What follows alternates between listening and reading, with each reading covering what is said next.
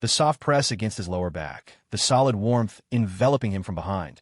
Leo Yeager's body went rigid for a split second. But then he heard the familiar voice, and every muscle relaxed. His heart, however, did the opposite, kicking into a frantic rhythm.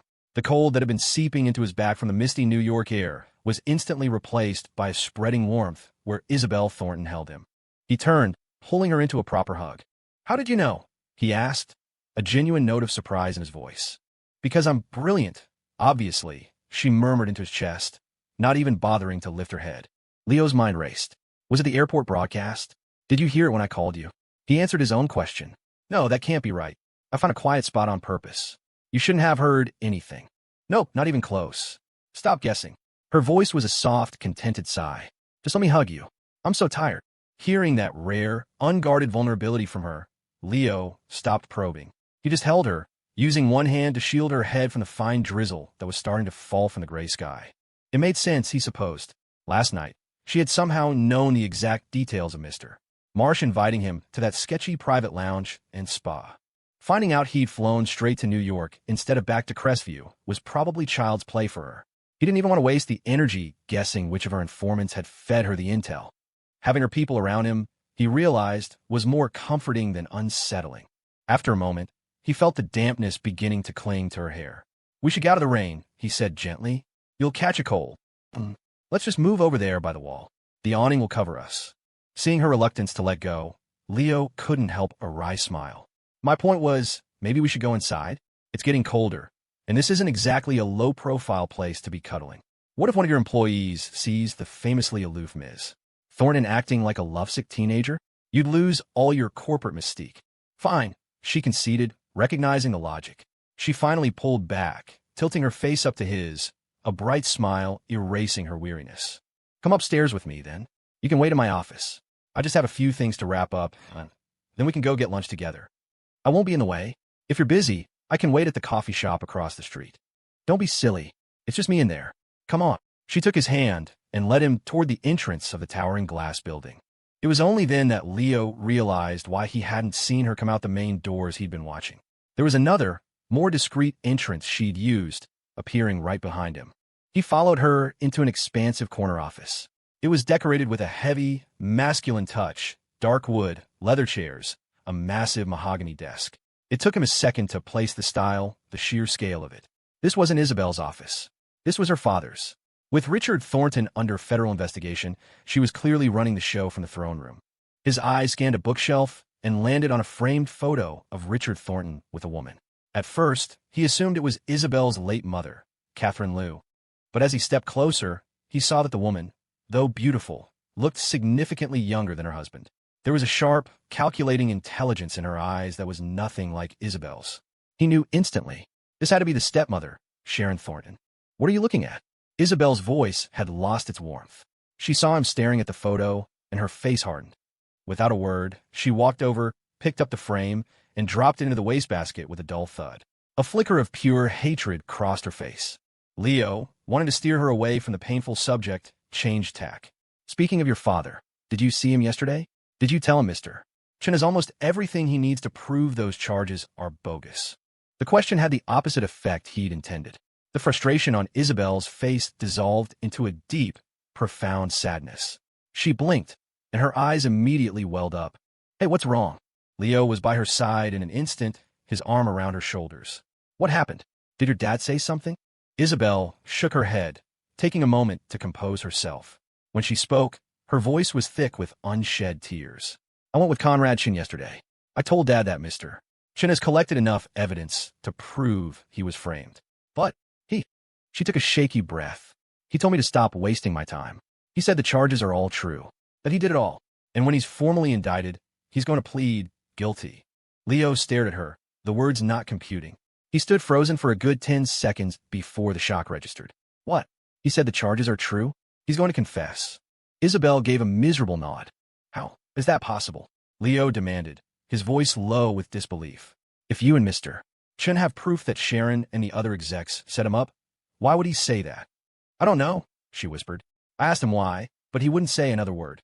Leo fell silent, his mind churning. It didn't make any sense. After a long moment, he spoke again. Maybe he has a reason. Something he can't talk about. What are you and Mr. Chen going to do? Mr. Chen is submitting the new evidence to the investigators, and he's going to try to get me another meeting. But he said if Dad is this determined to confess, even with our evidence, the prosecution's lawyers could tear our case apart. Leo's brow furrowed. Like Isabel, he couldn't fathom why Richard Thornton, given a clear path to exoneration, would choose to take the fall for crimes he didn't commit. What could possibly be the reason? Just then, the office doors swung open without a knock. A woman in a sharp, tailored suit strode in, radiating an aura of absolute authority. Leo and Isabel both looked toward the door, their eyes widening in unison. The woman standing there was the same one from the photograph. Sharon Thornton.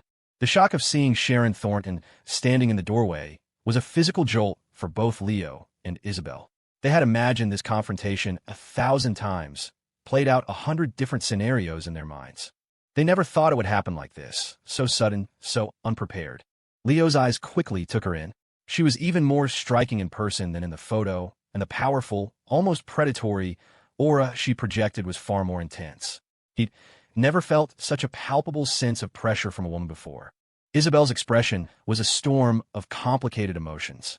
This was the first time she had seen Sharon since her father's arrest, and the wave of revulsion that hit her was stronger than anything she had ever felt.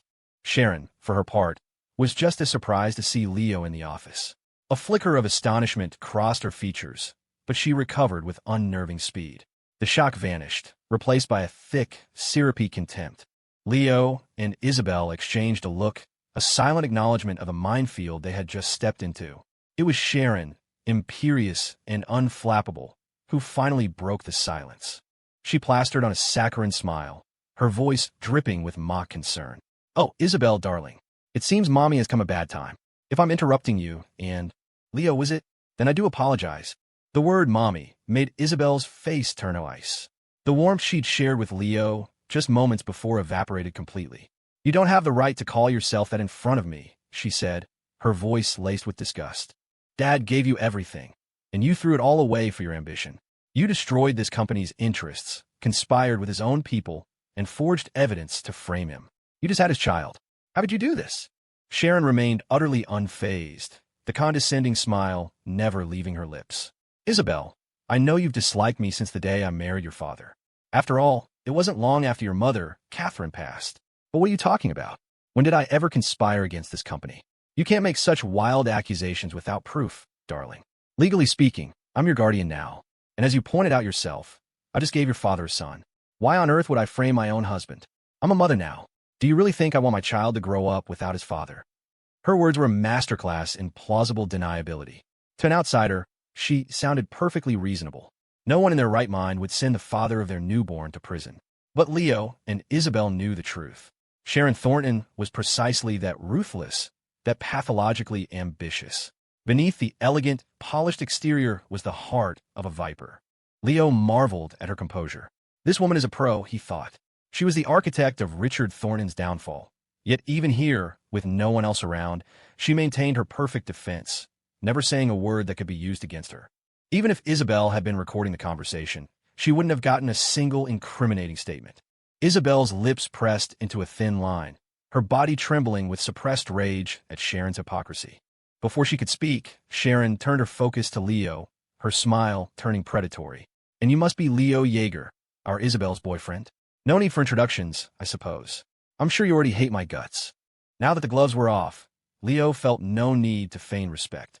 His face was a cold mask. "Hate is a strong word," he said, his voice flat. "Nauseated is more accurate. TSK. Such a mouth on you young people. I am Isabel's mother, you know.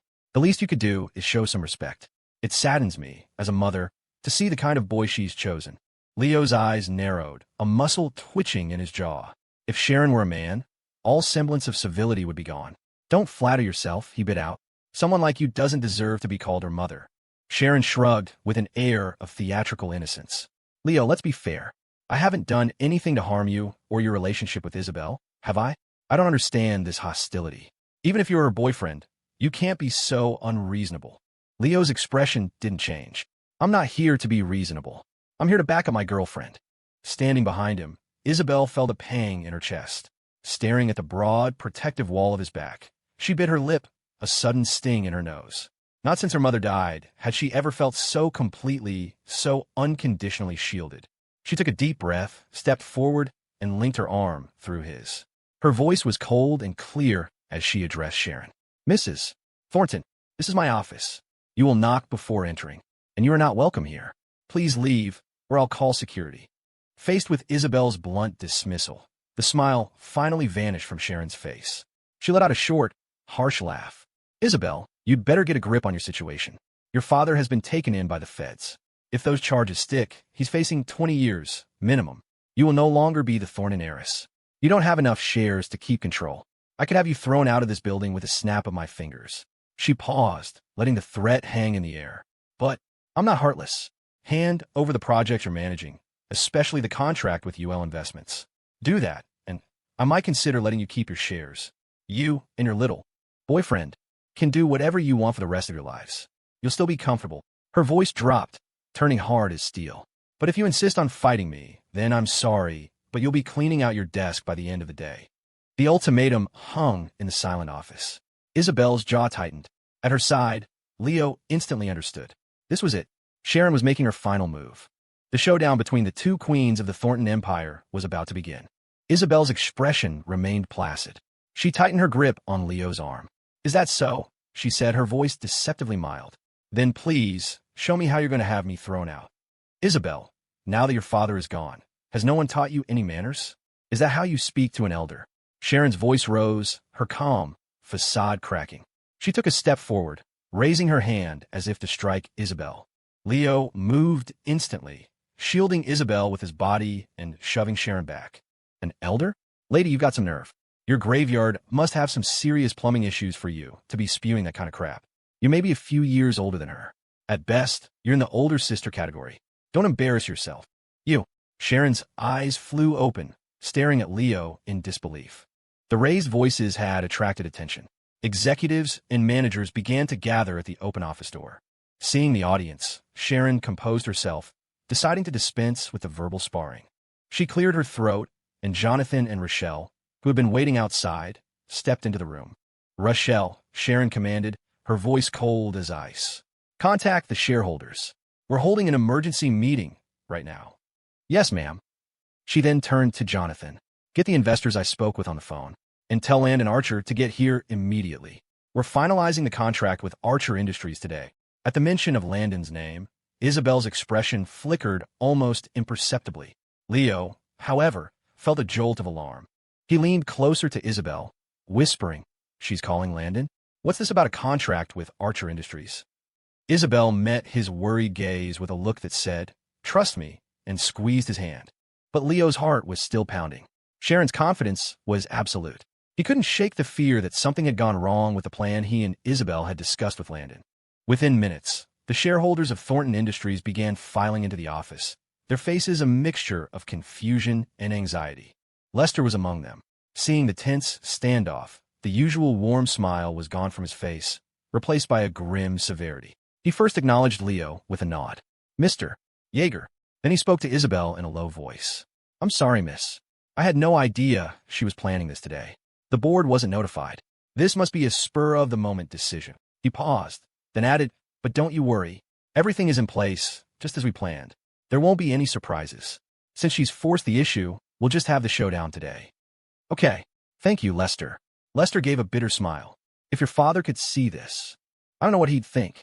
You're going to such lengths to fix his mistakes, and yet he cut himself off. Never mind, it's not my place. From his tone, Leo knew. Lester was also aware that Richard Thornton planned to plead guilty. A terrible, dawning realization hit Leo. Her father must have figured it out. After seeing the evidence Isabel and Conrad brought him, he must have known that Sharon was the one who framed him. And yet, he was still determined to take the fall, most likely to protect her and the son she had just given him. Leo looked at Isabel, his heart aching. She was smart. She would have understood this instantly. Her own father, in a twisted act of protection for his new family, was delivering another devastating blow to her. He had 2 children, Isabel and Sharon's son, but his love and loyalty were clearly not divided equally. And here she was, knowing her father was willingly sacrificing himself for the woman who betrayed him and a half-brother she'd never met, still fighting with everything she had to save the company he built. The unfairness of it all was crushing. Instinctively, he tightened his arm around her shoulders. She leaned into him, and he saw that her eyes were red-rimmed again. She knew he understood. "It's okay," he said, his voice firm and low. "Don't be afraid. I'm here. Even if you can't save the company, I'll take care of you, and I will find a way to take Thornton Industries back from her." Isabel bit her lip, forcing the tears back. She didn't answer him directly. Instead, she managed a fragile smile. "Leo, I'm getting hungry. Think about what you want for lunch later." He knew she was trying to keep him from spiraling with her. He played along. "Let's get that coconut chicken hot pot I saw on the way here." The line was out the door. "It must be good. Whatever you want." Within 10 minutes, the office was packed. The spacious room now felt cramped, filled with the most powerful people in Thornton Industries. The shareholders, seeing the writing on the wall, quickly chose their sides. It was a brutal, silent calculus of survival. Leo watched as the room physically divided itself. A large group clustered behind Sharon. A smaller, but still significant, number stood with Isabel. The sight of Sharon's larger faction sent a fresh spike of anxiety through him. Finally, a late arrival pushed through the crowd. Landon Archer, looking impeccable as always, was accompanied by his assistant. He took in the scene, a brief flash of surprise on his face before it was replaced by his usual charming smile. "Sharon," he greeted her warmly. Then, he moved to stand quietly by her side. His action was a dagger to Leo's hopes. A triumphant smirk spread across Sharon's face.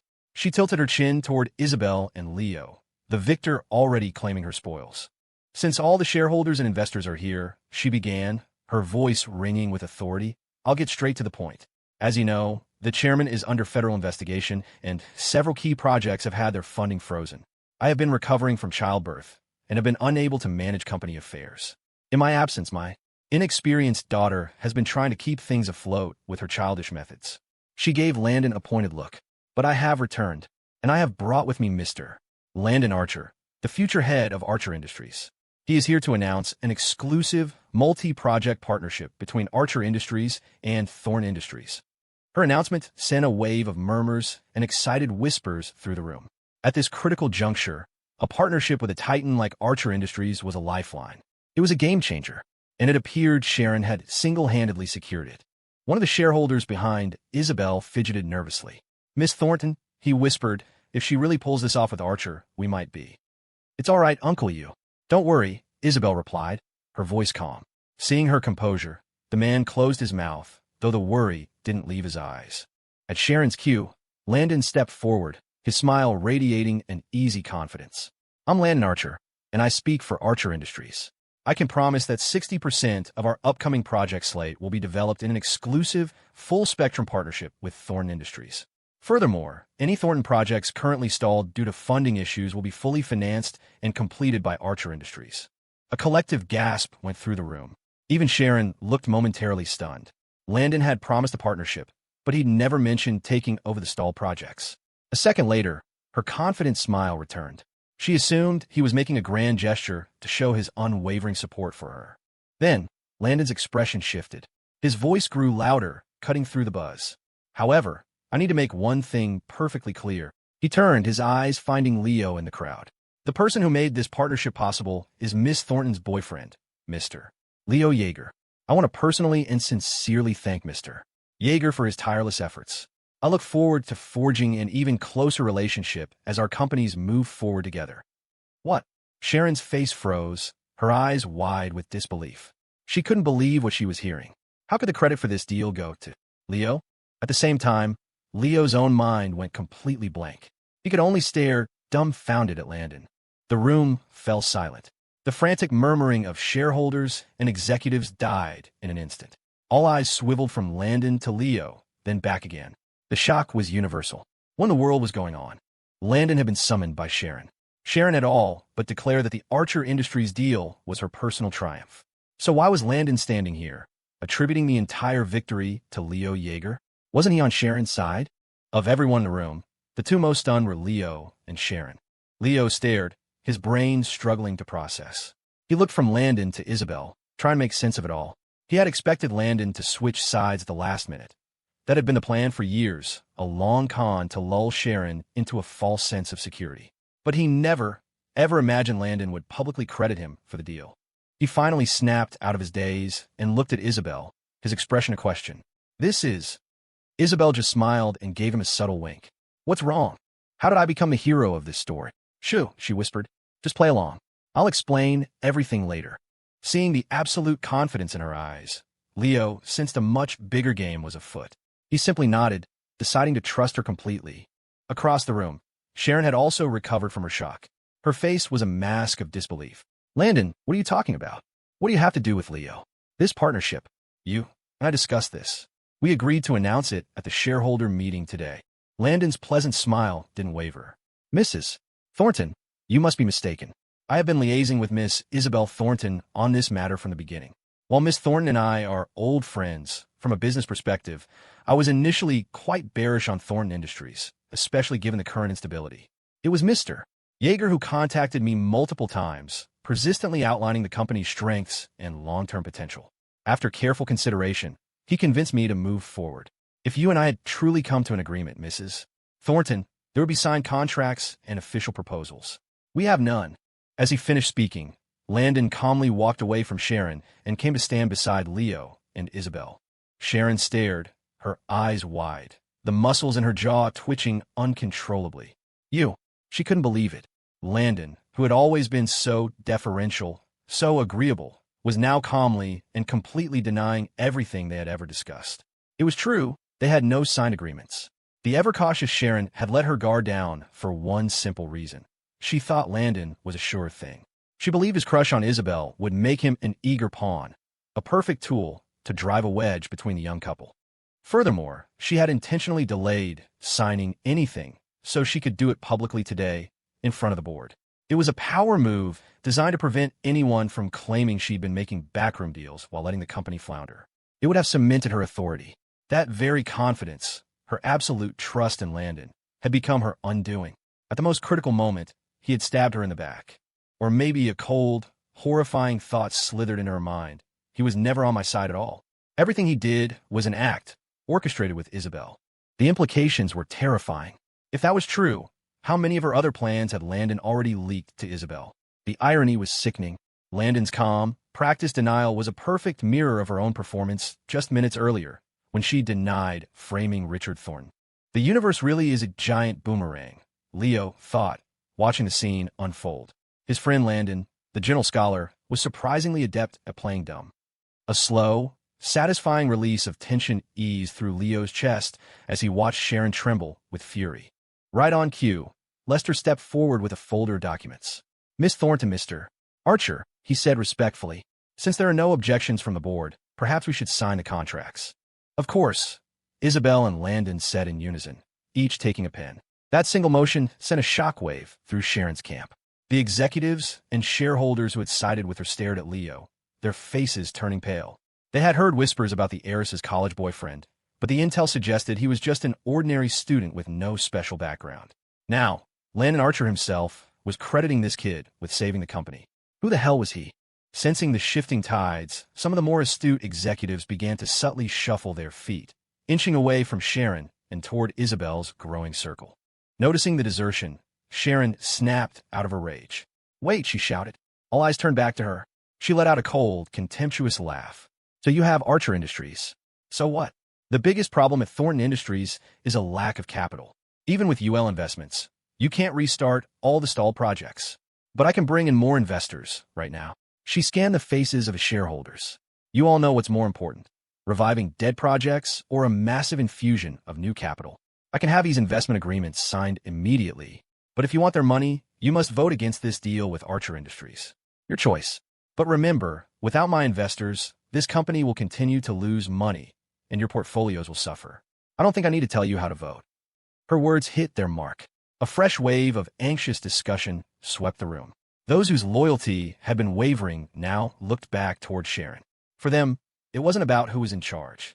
It was about who could make the money, and fast. Seeing their doubt, Sharon's confidence returned. She shot a look of pure scorn at Isabel, Leo, and Landon. You 3 children, she sneered. Did you really think your little tricks could win the day? In this world, profit is the only thing that matters. Isabel's eyes narrowed, her expression unreadable. Investors, she said, her voice dangerously quiet. What investors are you talking about? Investors? What investors are you talking about? Isabel's question landed like a stone in a silent pond. A sickening jolt went through Sharon. She was struck by a sudden, terrible premonition. She whipped her head toward Jonathan. "Get those investment firm directors in here. Now." "Yes, ma'am." Jonathan, sensing the rising panic in her voice, hurried out the door. A moment later, a group of well-dressed men and women walked into the office. But as they entered, they did something that made the entire room hold its breath. They walked straight past Sharon Thornton without so much as a glance and stopped directly in front of Isabel. The man leading the group addressed her with utmost respect. "Ms. Thornton, shall we proceed with signing the contracts?" The collective gasp was audible. This time, there was no ambiguity. Sharon had just explicitly claimed these investors as her own, yet here they were, reporting directly to Isabel. Even the slowest person in the room could now see the full picture. In an instant, the remaining dam of support for Sharon broke. Led by a man in glasses, the last of her allies abandoned their posts and moved swiftly to stand behind Isabel. Suddenly, Sharon was standing alone. The only people left by her side were her two loyalists, Jonathan and Rochelle. The sight was so stark, so devastating, that she physically staggered back, a wave of dizziness washing over her. If Jonathan and Rochelle hadn't caught her, she would have collapsed. Even they looked on, mouths agape, unable to comprehend the turn of events. How is this possible? That little bitch. When did she? Sharon couldn't believe it. Her plan, years in the making, had been utterly dismantled in a matter of minutes. And Isabel had barely said a word. The entire game had shifted in her favor while she stood there, silent and composed. Leo, watching the last piece fall into place, finally let out the breath he'd been holding. He looked at the young woman whose arm was still linked through his, a profound sense of awe washing over him. This girl, who had seemed so hopelessly outmatched just moments ago, had orchestrated this entire victory. She had well and truly saved her father's legacy. Isabel's cool expression finally softened into a relieved smile. She turned to the crowd of shareholders behind her. "To all our board members," she said, her voice clear and steady. "I apologize for not disclosing these negotiations earlier. If you have any complaints, I will gladly address them at our next official meeting. However, I trust no one will object to signing these contracts, as they are in the best interest of the company and all of you. Everything I have done has been to protect my father's life's work. I hope you can understand." The shareholders who had been loyal to her father from the start were the first to speak. "Isabel, what are you saying?" One of them, Mr. Rivers, declared. "Our position has never wavered. We knew Richard was framed. What you've accomplished today, your skill and foresight surpass all of us old-timers. You made your father proud. How could we possibly object?" "He's right, Isabel. Sign them. No one here will have a problem with it. Go ahead, Ms. Thornton. We're with you." Mr. Rivers then shot a disdainful look at the group of executives who had just switched sides. "And as for you turncoats, I assume you won't be objecting either? Ms. Thornton has saved all of our asses today. If you try to stand in her way now, you'll be making an enemy of me. And you'd better hope you can get me kicked out of this company, because if you don't, I'll make it my mission to get rid of every last one of you." The turncoats said nothing, staring at the floor in silent, humiliating agreement. Seeing that her victory was complete, Isabel turned and signed the stack of contracts. Only then did she look back at Sharon, a small, triumphant smile playing on her lips. "It seems," she said sweetly, "that you have no investors. Isabel, you—" Sharon's composure finally shattered. Years of scheming, her entire power base, all of it had been stolen out from under her, and she still didn't fully understand how. All she felt was a blinding rage. She lunged, intending to slap the smirk off Isabel's face. But before she could get within a foot of her, she was blocked by a human wall. Leo, Lester, and even Landon Archer had stepped in front of Isabel simultaneously. The three men, usually so affable, now regarded her with expressions of cold, hard fury. Leo's eyes were narrowed into slits. "You had your shot when she was alone," he said, his voice dangerously low. "She's not alone anymore. Take one more step, and I'll break my rule about never hitting a woman. You, who do you think you're to talk to me like that? You're a broke little punk, a nobody." Sharon was screaming now, all pretense of dignity gone. Leo just scoffed. "So what? At least I'm not some gold-digging parasite who marries for money and then sends her own husband to prison. I honestly don't know how you can stand there with a straight face." "You." Sharon raised her hand to strike Leo, but Lester's hand shot out, grabbing her wrist in an iron grip. He shoved her backward, and she tumbled to the floor in a heap of expensive fabric and impotent rage. The normally gentle Lester looked down at her, his face grim. Sharon, your little power trip is over. Ah, you're just a driver. How dare you touch me? She shrieked from the floor. Around the room, the remaining spectators tried to hide their smirks, watching her as if she were a cornered animal. Watching Sharon flail and scream on the floor, Leo couldn't suppress a laugh. It really was true that you couldn't understand someone else's pain. Right now, absolutely no one could comprehend the unique agony of a woman whose years-long master plan had just been obliterated by two perfectly executed countermoves. Lester ignored her hysterics completely. The remaining executives and shareholders, realizing the internal war was over, began to quietly file out of the office. This had now become a family matter, and they had no desire to be caught in the crossfire. As they left, many of them made a point to stop and thank Leo, their voices full of newfound respect. They genuinely believed he was the hero who had secured the Archer Industries deal. Leo didn't correct them, simply nodding and smiling politely. And in that moment, he fully understood Isabel's strategy. A warmth spread through his chest. Soon, the once crowded office was nearly empty. On one side stood Isabel, flanked by Leo, Landon, and Lester. On the other, the disgraced Sharon was attended by only Rochelle and Jonathan. Landon smiled faintly. Leo, I'll head out. If you're free tonight, let's grab dinner. Sounds good, Leo agreed without hesitation. As Landon started to leave, Sharon shrieked at her driver. Jonathan, stop him. Stop that backstabbing snake. It's all his fault. This is all because of him, the spineless coward. Jonathan moved to intercept Landon, but before he could take 2 steps, 3 burly men in black suits and sunglasses materialized in the doorway, blocking his path. They stood like statues in front of Landon, their expressions blank. Jonathan, faced with this wall of muscle, froze. Landon paused and gave Sharon a long, hard look. You don't need to hate me so much, Sharon. In the conflict between you and Isabel, I was simply a very sharp knife. You both wanted to use me to stab the other. Whoever I turned against was going to get hurt badly. You made the mistake of thinking my affection for Isabel was romantic love. The truth is, I've seen her as a little sister since we were children. There has never been anything more. Your actions were hurting my sister constantly. How could I possibly help an abuser turn a knife on my own family? His amicable expression finally hardened, revealing the sharp edge of a man of power. And let me be clear, he said, his voice dropping to a frigid tone. From this day forward, if you do anything to harm Isabel again, I, Landon Archer, and the entire Archer family will not let it go. With that, he turned and walked out. Landon's words sent Sharon into a fresh spiral of fury. Isabel stared at her, her face a blank mask. She then turned to Jonathan and Rochelle. You're both fired. The two exchanged a look. As Sharon's closest confidants, they had known this was coming. They showed little reaction. Their main income had never been their official salaries anyway. Isabel then turned to Lester.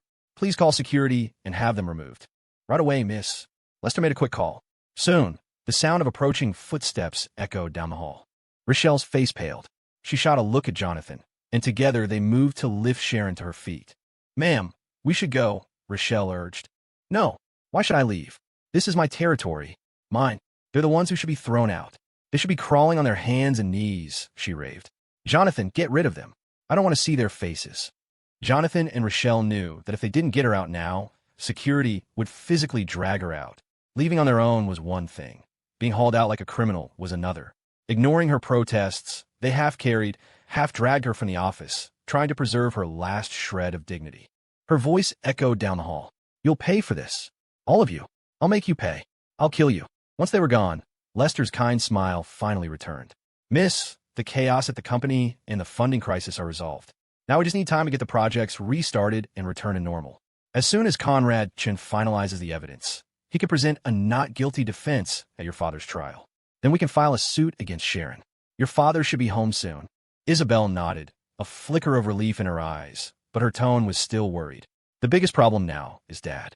He knows Sharon did all this, but he's still determined to take the blame for her. Miss, when you see him again, perhaps you can talk some sense into him, Lester sighed. Isabel nodded again, pushing the painful thoughts aside for now. She leaned against Leo, tilting her head up to look at him with a weary smile. Leo, let's go get that coconut chicken you were talking about. I'm starving. Okay, he said, his voice full of warmth. Today, the crushing tension they had both lived with for weeks had finally broken. Sharon's ambitions were shattered. The only thing left was to convince Isabel's father not to be a martyr. 40 minutes later, Lester dropped them off at the restaurant. As they sat across from each other, they could both see the unadulterated joy in the other's eyes. Finally, Leo had a chance to ask the questions burning in his mind. You and Landon planned that all along, didn't you? To announce in front of all the shareholders that I was the one who brokered the deal. Leo nodded, putting the pieces together. You did it for 2 reasons. 1, to formally introduce me as your boyfriend and elevate my status in their eyes by making me the hero who saved the company. 2, you wanted the news to get back to your father. You wanted him to see me differently, to finally start accepting me, right? Isabel was quiet for a moment, just looking at him. Then she lifted her head, her gaze direct and incredibly serious. Yes, but I had another motive too. What?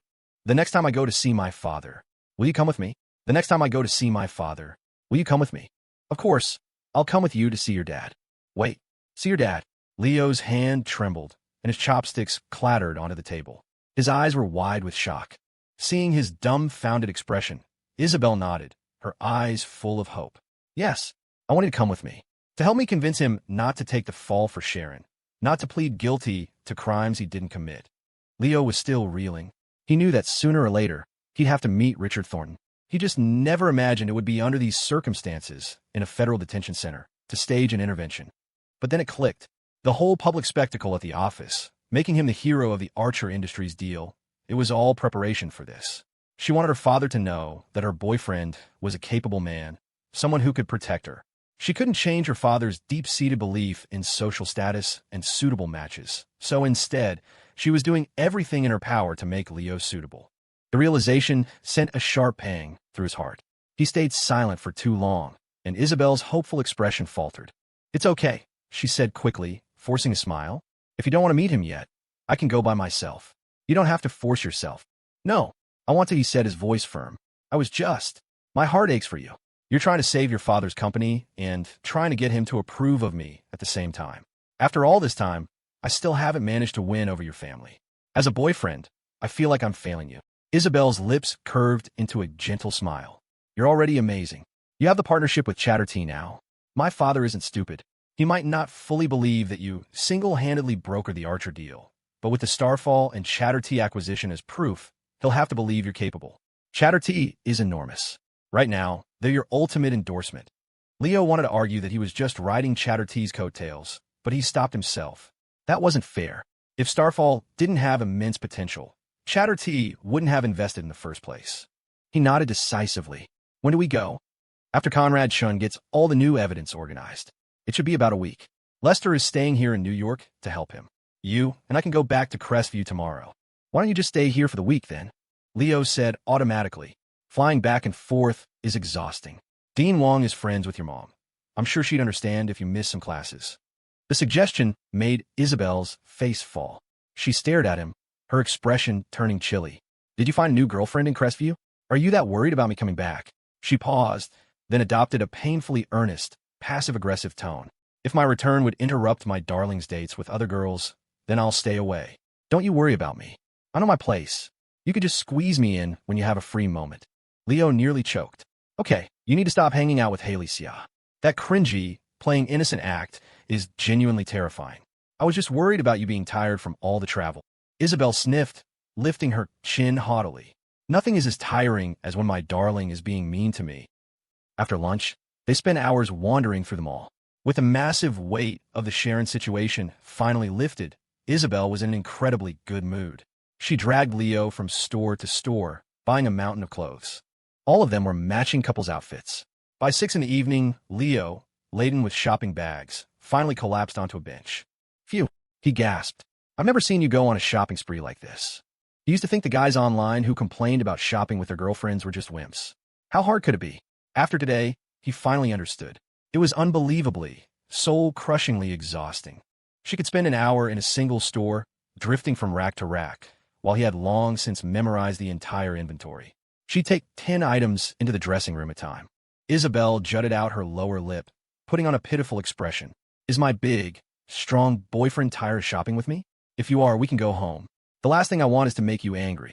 Nope, we're shopping. Leo shot up, his heart skipping a beat. He couldn't handle that tone. We'll shop until the mall closes. Seeing him blush, Isabel giggled, dropping the act. You can wait here. I'm just going to buy one more thing, and then we can go. You still have to meet Landon for dinner. I'll come with you. No, I can go by myself, she insisted, her tone firm. Seeing her determination, Leo gave up and stayed put, watching her disappear into another store. Inside, Isabel found herself surrounded by clothing styles she had never worn in her life. Her heart began to hammer against her ribs, and a deep blush crept up her neck. She bit her lip, carefully browsing for a long time before she finally made a decision, placing an item in her shopping basket. The first was the hardest. After that, she found her courage. Soon, she had selected 3 items and scurried to the checkout counter. Her face was bright red, her cheeks puffed out as if steeling her nerves for a great battle. Cash or card? The cashier asked. Isabel took a deep breath. Card, she squeaked. So what did you buy? Leo asked as they walked out of the mall. Ever since she'd returned from her solo mission, Isabel had been acting suspiciously secretive. A faint blush still colored her cheeks, giving her the guilty look of a child who'd just done something she wasn't supposed to. For a second, he wondered if she'd made another run for a box of Blue Devils. And nothing. Just clothes. Clothes? Leo paused. Then it dawned on him. She had probably gone to buy lingerie. That would explain why she insisted on going alone. He decided not to press the issue. As they stepped outside, he saw Lester waiting by the curb in a black Maybach. Leo, have Lester take you to meet Landon for dinner, Isabel said. I'll have another driver take me home. You're not coming with me? He asked, surprised. She shook her head. He has things to discuss with you. I'm a little tired. I want to go home and rest. That was unexpected. The way she said it implied that Landon had something important to discuss with him, and only him. Otherwise, she would never miss a chance to tag along. All right, then, Leo agreed. 10 minutes later, Leo was sitting alone in the back of the Maybach as Lester drove him toward the restaurant Landon had chosen. Lester, Leo said, breaking the silence. After Isabel and I go back to Crestview tomorrow, are you staying in New York to handle things here? Yes, Mr. Yeager. The situation no longer requires Miss Thornton's direct oversight. I will remain here to liaise with Conrad Shun and prepare the rest of the evidence. When we can arrange another meeting with her father, she can return. Also, Lester added, his tone growing serious, I will likely be based here for the foreseeable future. Before I finalize things, I need to find a new, trustworthy bodyguard to stay with Miss Thornton in Crestview. Leo nodded in agreement. Sharon, it was a massive threat. There's no telling what a woman like that would do next. Have you found anyone suitable? Lester sighed, shaking his head. Not yet. This person needs to be able to ensure her safety, but they also need a spotless record. There can be absolutely no chance of them being compromised by Sharon. Does this person just need to be good at physical protection? Leo asked. Or do they need to handle business matters like you do? Just security, Mr. Yeager. Any business matters can be handled over the phone. I just need someone who can guarantee her safety. In that case, Leo said, an idea forming, I might have someone. Lester looked surprised. Leo smiled. You know my friend Miles, right? We grew up together. He spent a few years at a martial arts academy when he was younger and works as a part-time kickboxing instructor now. His skills are top-notch, probably better than anyone you could hire from a security firm. He, Kevin, and I are like brothers. He had to take a semester off from school for some family reasons. I think he'd be perfect. Recommending Miles felt right for several reasons. First, Miles could definitely handle himself and protect Isabel. Second, he was completely trustworthy. There was zero chance Sharon could ever turn him. Most importantly, Miles was desperate for money right now. This job would solve both their problems. Lester considered it. Mr.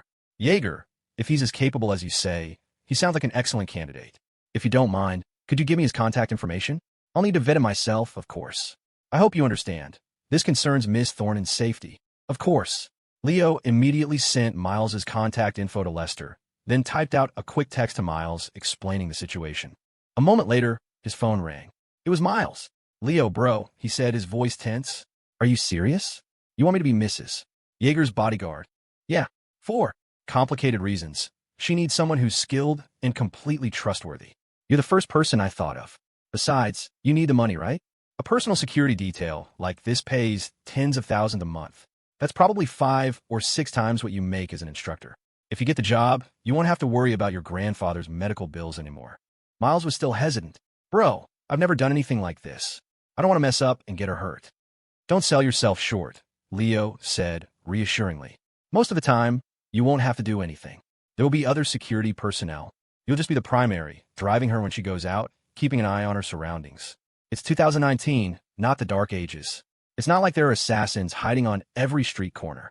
It's mostly just a precaution. Well, I guess I can try, bro. Good. Don't be nervous. Lester will call you to run you through some tests. Just do your thing. Okay, I got it. Just after he hung up, the Maybach pulled up to the restaurant. Mr. Yeager, I'll wait for you here, Lester said respectfully. Just call me when you and Mr. Archer are finished. Thanks, Lester. Leo, you made it.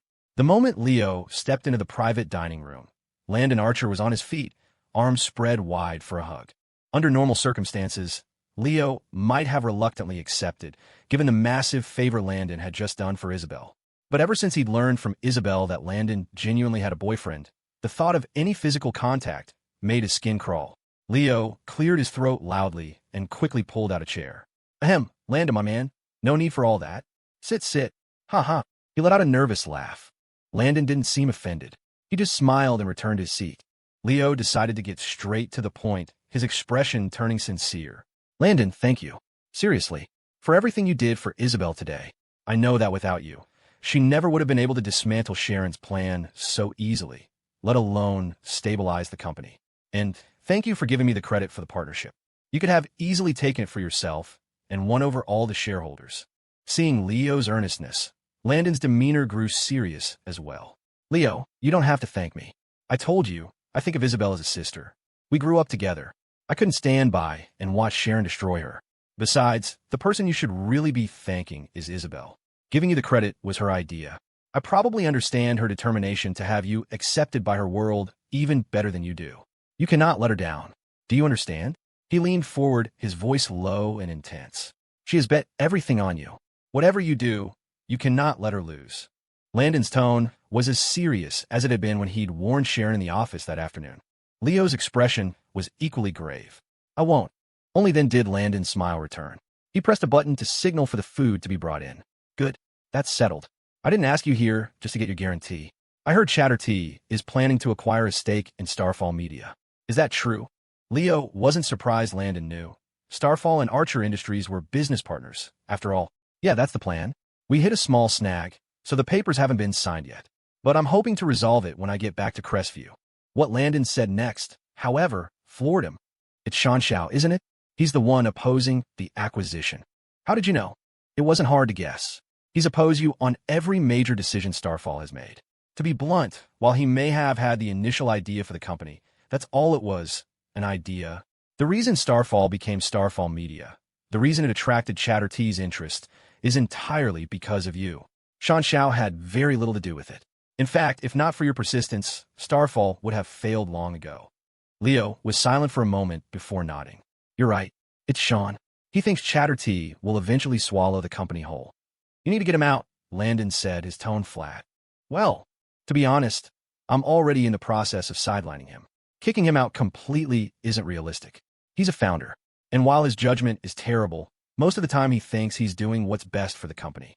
Once I remove his operational authority, he won't be able to interfere. It's not necessary to force him out entirely. A company kicking out its founder, that's a bad look. Leo laid his plan bare.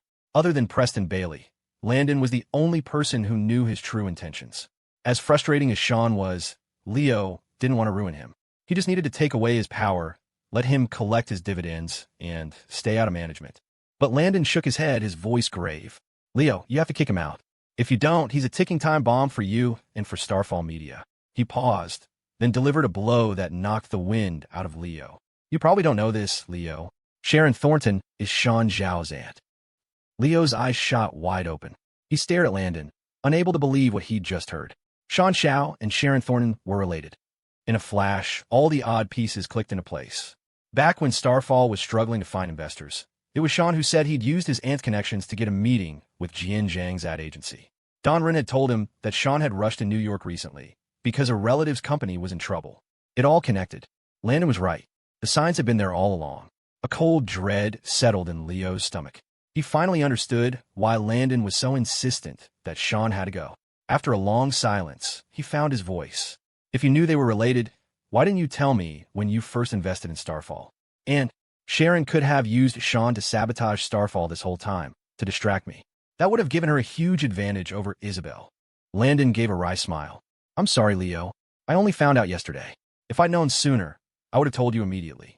As for why Sharon hasn't used him yet, it's because she's a distant aunt. They're not close. And a woman as arrogant as Sharon wouldn't bother to pay attention to her nephew's little college startup.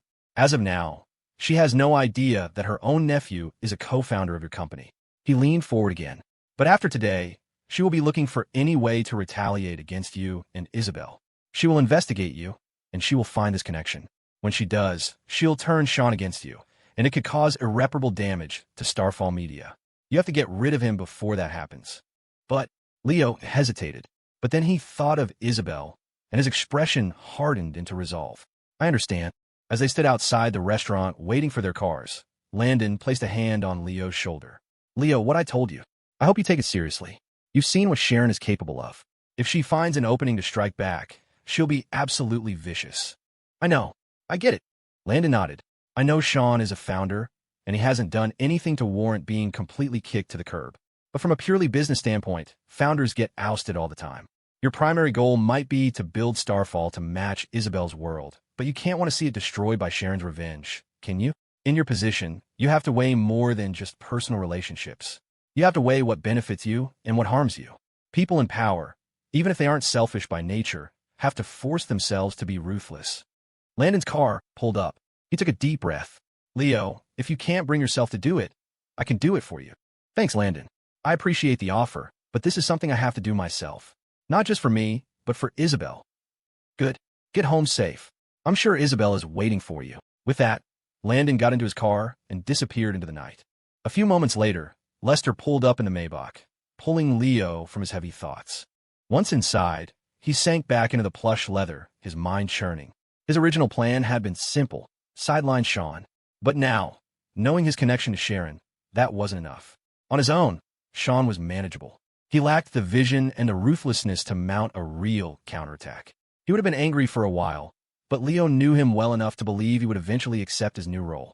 He cared too much about Starfall to burn it to the ground in a war with Leo. But with Sharon whispering in his ear, feeding him strategies and resources, it was a different story. If she got involved, Leo couldn't be sure if he'd be the one kicking Sean out or if they'd be the ones kicking him out. Ugh, Leo sighed, closing his eyes and rubbing his temples. Mr. Yeager? We're here. Mr. Yeager. Lester's voice broke through the fog.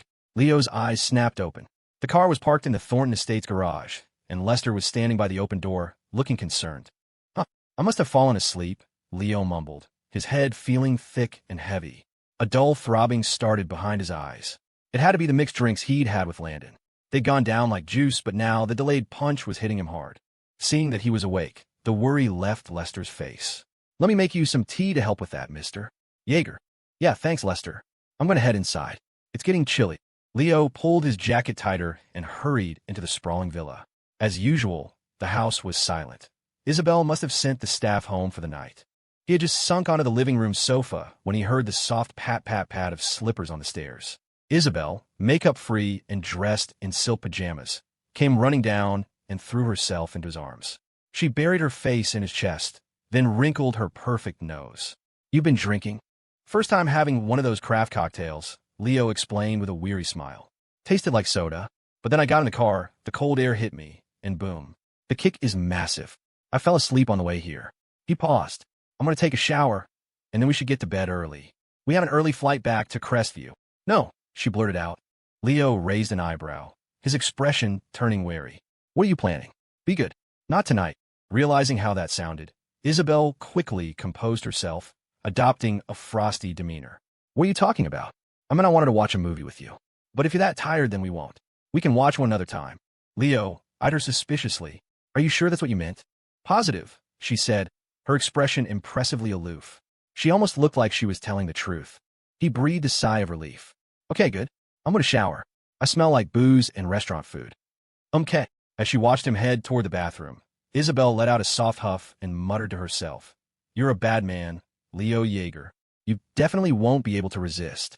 She sat on the sofa for a moment, thinking, then scurried back up the stairs to her bedroom. If someone had been watching the villa from the outside, they would have seen the bright chandelier in Isabel's bedroom extinguish, replaced a moment later by the warm, dim glow of a small bedside lamp. Lester, having just parked the car and walking out of the garage, saw the change. Miss Thornton is turning in early tonight, he mused to himself. She must have been truly exhausted these past few days. I'm glad Mr. Yeager is here. He helps her feel safe. He smiled, a look of genuine contentment on his face. Leo stumbled out of the bathroom, the hot shower having cleared some of the alcohol-fueled fog from his brain, but a dull throb remained behind his eyes. Damn, he thought, if I'd had a few more rounds with Landon Archer, I would have been completely wasted right there in the booth. No way I would have made it back tonight. He shuddered at the thought, grateful he'd slipped out when he did. Otherwise, things could have gotten explosive, not a risk he was willing to take. Wrapped in a towel, he walked into the living room. Lester had already prepared a glass of detox tea and was waiting respectfully. Mr. Yeager, I made you some tea. Please drink it while it's hot. It will help with the alcohol, and you won't feel so rough in the morning. Thanks, Lester. You should get some rest, too, Leo said, his voice sincere. He was genuinely worried about the older man. As exhausted as Isabel had been lately, with her sleep schedule a mess, Lester's was even worse. He never turned in until Isabel was asleep and was always up before her, managing her schedule, her meals, her transportation, everything. Lester was the one who was truly running on fumes. Lester looked momentarily surprised by Leo's concern, then smiled warmly. Don't you worry about me, Mr. Yeager. I'm still strong as an ox. I can serve you and the miss for many years to come. Touched, Leo nodded and drank the tea before heading up to the second floor. The door creaked open to a dim room. The main overhead light was off, with only the soft glow of the small lamp on Isabel's nightstand cutting through the darkness. She was already tucked in a bed, the comforter wrapped tightly around her like a cocoon. But she wasn't asleep. Her beautiful eyes were wide open, fixed on him.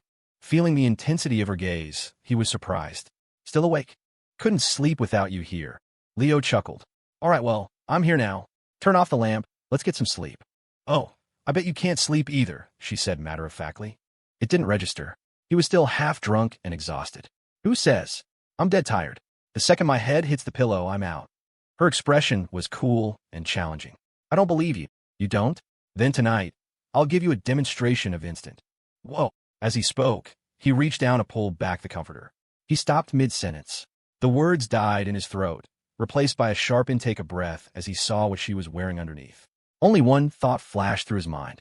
Damn, purple is definitely her color. Isabel's eyes crinkled into a sly, knowing smile. So, Leo, still think you're going to be out in a second? His breath hitched. A slow grin spread across his face. Maybe not. An hour later, Isabel's brow furrowed, her teeth biting down on her lower lip. Leo, you're a terrible person, she whispered, her voice now a husky rasp. Curled up in the blankets again, she glared at him with watery, accusatory eyes. You promised you'd be out in a second, but it's been almost an hour, and you're still not asleep. Leo rubbed his nose, feeling a flush of embarrassment. How is this my fault? What good man could possibly pass a test like that? Because I sure as hell can't. Ahem. Well, it's just a little after midnight. If we go to sleep now, it doesn't technically count as staying up all night. With that, he threw back the covers, intending to take another shower in her en-suite bathroom. 10 minutes later, he emerged, freshly showered, only to find her once again bundled up like a burrito. He frowned, confused. He understood the first time. She was building suspense. But after they'd just been intimately reacquainted, wasn't she hot wrapped up like that? Then he remembered something he'd read online. That women tend to get colder more easily than men. The thought vanished. Here, you should probably take a shower, too. You're all sweaty. Then you have to carry me. Leo nodded and pulled back the covers to lift her. He was used to this routine. She'd often get lazy and playfully demand to be carried. But as the comforter fell away, his eyes nearly popped out of his head. Holy shit, there's another one. Staring at her, Leo struggled to keep his composure. Where did you buy this? This evening, don't you remember, MMPH? Before she could finish, Leo's mouth was on hers, hungry and impatient. A second later, her eyes flew open, her lashes fluttering wildly. BZZZ. BZZZ. BZZZ. The vibration of his phone dragged Leo from a deep sleep. He groggily rolled over, fumbling for the device. He swiped blindly at the screen, then flopped back onto the pillow without even opening his eyes. Hello, who is this? Leo? Hey man, you taking a nap? It was Kevin Xiong. Vot nop. It's the middle of the morning. You still asleep? What? What morning? Who's still asleep? Dude, don't tell me you've been sleeping since last night. It's 2:30 in the afternoon. 2:30? The words jolted Leo awake. He snatched the phone from his ear and stared at the screen. 2:35 p.m. Holy crap. He was stunned. Just then, he felt a soft, warm weight on his waist. He looked over his shoulder and saw Isabel wrapped around him. She mumbled, her voice thick with sleep, "Leo, be quiet. I'm so sleepy." Leo's eye twitched. His gaze drifted to the floor, where an array of purple and black fabric lay scattered, along with something that looked suspiciously like a furry tail. He swallowed hard. Kevin, he said into the phone. "I'll call you back." He hung up immediately. Leo sat there in a daze for a moment before gently poking Isabel's cheek. "Hey, sleepyhead, we missed our flight. 5 more minutes. It's almost 3 in the afternoon," he said with a wry smile. Isabel pouted, her eyes still closed. After a moment, she mumbled, "You go out first." Okay. He didn't understand why she needed him to get out of the bed for her to get up, but he figured he should probably get dressed and book them a new flight for that evening anyway. He quickly threw on his clothes and went to the bathroom. When he came back, he poked her cheek again. "You still not getting up?" Her brow furrowed, but she didn't open her eyes. "But you're still here." "I'm not in bed anymore." "What are you?" "Wait a second." Leo froze, a look of dawning comprehension on his face. "Oh, she doesn't mean get out of the bed." "Leo, you're a terrible person. This is all your fault." Sitting in the back of the car on the way to the airport, Leo jabbed a finger at his own chest, his face a mask of disbelief. My fault." Isabel pouted, nodding with absolute certainty. "If it wasn't for you, we wouldn't have missed our flight this morning. How about if it wasn't for you pulling out 3 different outfits last night? We wouldn't have gone to bed so late." She narrowed her eyes, her expression imperious. "But I didn't make you sleep for so long." "We didn't sleep that long. We just went to bed late. 5 in the morning until 2:30 in the afternoon is only like 8 hours. I wasn't talking about sleeping. If sleeping that long isn't sleeping, then what?" "Oh." Leo's train of thought screeched to a halt. His face flushed a deep red. He coughed awkwardly and stared intently out the window. In the driver's seat, Lester listened to the dangerous turn the conversation was taking and couldn't suppress a fond, knowing smile. To be young again. At 6 in the evening, Leo and Isabel arrived at the airport. While getting Isabel's luggage out of the trunk, Lester spoke. "Miss, you and Mr. Yeager head back to Crestview and don't worry about a thing. I'll handle everything here in New York for now. All the shareholders are on your side, and the projects have all been restarted. As soon as Mr. Chen has compiled all the evidence, we'll submit it to the authorities. Once that's settled, you can come back and see your father." "Okay. Thank you, Lester. Have you arranged for a new driver yet?" Isabel still didn't know that Leo had recommended Miles to be her personal bodyguard. Leo had meant to tell her the night before, but he'd been sidetracked by 3 separate incidents and had forgotten completely. Leo jumped in. "Yesterday, Lester told me he was looking for a new driver and bodyguard for you. Since this person has to be completely trustworthy and skilled enough to protect you if something happens, I recommended Miles." "Miles?" Isabel looked just as surprised. Leo nodded. "Yeah, he's a trained fighter, even better than a lot of professional security guys. And he's my best friend. He's the perfect person to look after you for a while." "Okay," Isabel agreed with barely a moment's hesitation. Leo could already see the wheels turning in her head. She was probably calculating how to offer Miles a 6-figure monthly salary. He quickly added, "Hey, don't go crazy with his pay, all right?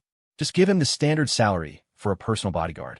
Don't let all his sis-in-law talk get to your head and make you want to buy him a condo or something." Caught. Isabel's cheeks instantly flushed pink. "Oh, I'm not stupid." "You better not be," Leo muttered. "I know exactly what you're like. When you get an idea in your head, you think everyone's a saint." Before going through security, Leo called Kevin back. "Hey, Kevin. What's up? You called earlier." Kevin sounded surprised. "Leo, you're finally awake?" "No kidding. What time is it?" Even a pig would be awake by now. Leo was clearly flustered, on the verge of telling Kevin to never mention the word sleep to him again. On the other end, Kevin chuckled. All right. Look, we have a problem at the company. Several video scripts were exposed for plagiarism. 2 of our accounts are trending for it, and they've been bleeding followers all day. We're down almost 500,000 combined. Leo, was this you?" Leo knew immediately that this was Bryce Peterson and Mark Zhang putting his plan into motion. Since it was Kevin, he didn't hesitate. "Yeah, it was me. Leo, I know what you're trying to do, but deliberately damaging the company's operations to do it. I'm worried that if this gets out, not only will your plan fail, but everyone will turn on you. Maybe you should back off." "Don't worry, this won't get out. I have backups for my backups. Besides, I had a solution ready before the problem even started. This won't hurt the company. In fact, we can use it to generate some buzz. The follower drop is temporary. We'll gain them all back soon." You don't need to worry. Hearing Leo's confidence, Kevin finally relaxed. Okay, good. So when are you getting back? Plane lands at 9. If you and Miles are free, you can pick me and Isabel up from the airport. After hanging up, Leo led Isabel through security and into the airport's VIP lounge. They had been in such a rush to catch the last flight of the day that they'd barely had time to eat after waking up. Between the lack of food and the previous night's exertions, Leo was starving. He walked up to the ramen bar. Hi, one bowl of the beef ramen. Just the beef, no noodles. Then he turned to Isabel. What do you want? I'll have the beef ramen too. Got it. Soon, they were sitting across from each other. Leo was too hungry to talk, immediately digging into his bowl of brisket. Isabel, however, wasn't as famished. After all, Leo had been the one doing all the work. She took a couple of bites of her noodles, then rested her chin on her hand, watching him with a sly, amused smile that grew wider the longer she watched. After devouring his bowl of beef, Leo finally felt human again. He looked up and met Isabel's predatory gaze. He flinched, suddenly on high alert. Why are you looking at me like that? It makes my back. It makes me think you've got ideas. He coughed, barely stopping himself from saying what he was really thinking. When I get back, I'm not just kicking Sean Shao out of Starfall. I'm hiring a secretary. And it looks like I need to get a gym membership, too. 3 outfits, and I'm already feeling a little worn out. He started counting on his fingers. His 20th birthday was next month. That meant he had 5 years until he was 25. Okay, I've got 5 more years of being Superman left in me. It was a well-known fact that a man turns 65 the day he turns 25. Isabel smiled sweetly. It's nothing. I just noticed you have dark circles under your eyes. You shouldn't go back to your dorm tonight. Rex and the guys will be too loud. Come rest at the Thornton estate. It'll just be the 2 of us. It'll be quiet. Nope. Leo refused without a second thought. Are you kidding me? Do you really think I'm a machine? At 9:15 p.m., Leo and Isabel walked out of the airport and headed to the underground parking garage. A black SUV pulled up in front of them, and the driver's door opened. Miles, now dressed in a tailored black suit befitting a bodyguard, stepped out. He looked a little uncomfortable in his new role, and his natural shyness didn't help. His face turned red as he stammered a greeting. Sis-in-law, Isabel. Leo. Well, look at you. Sharp suit, man. You clean up nice, Leo said, slinging an arm around Miles's shoulder and grinning. Isabel chimed in. Miles, you look very handsome. That just made Miles's face burn even hotter.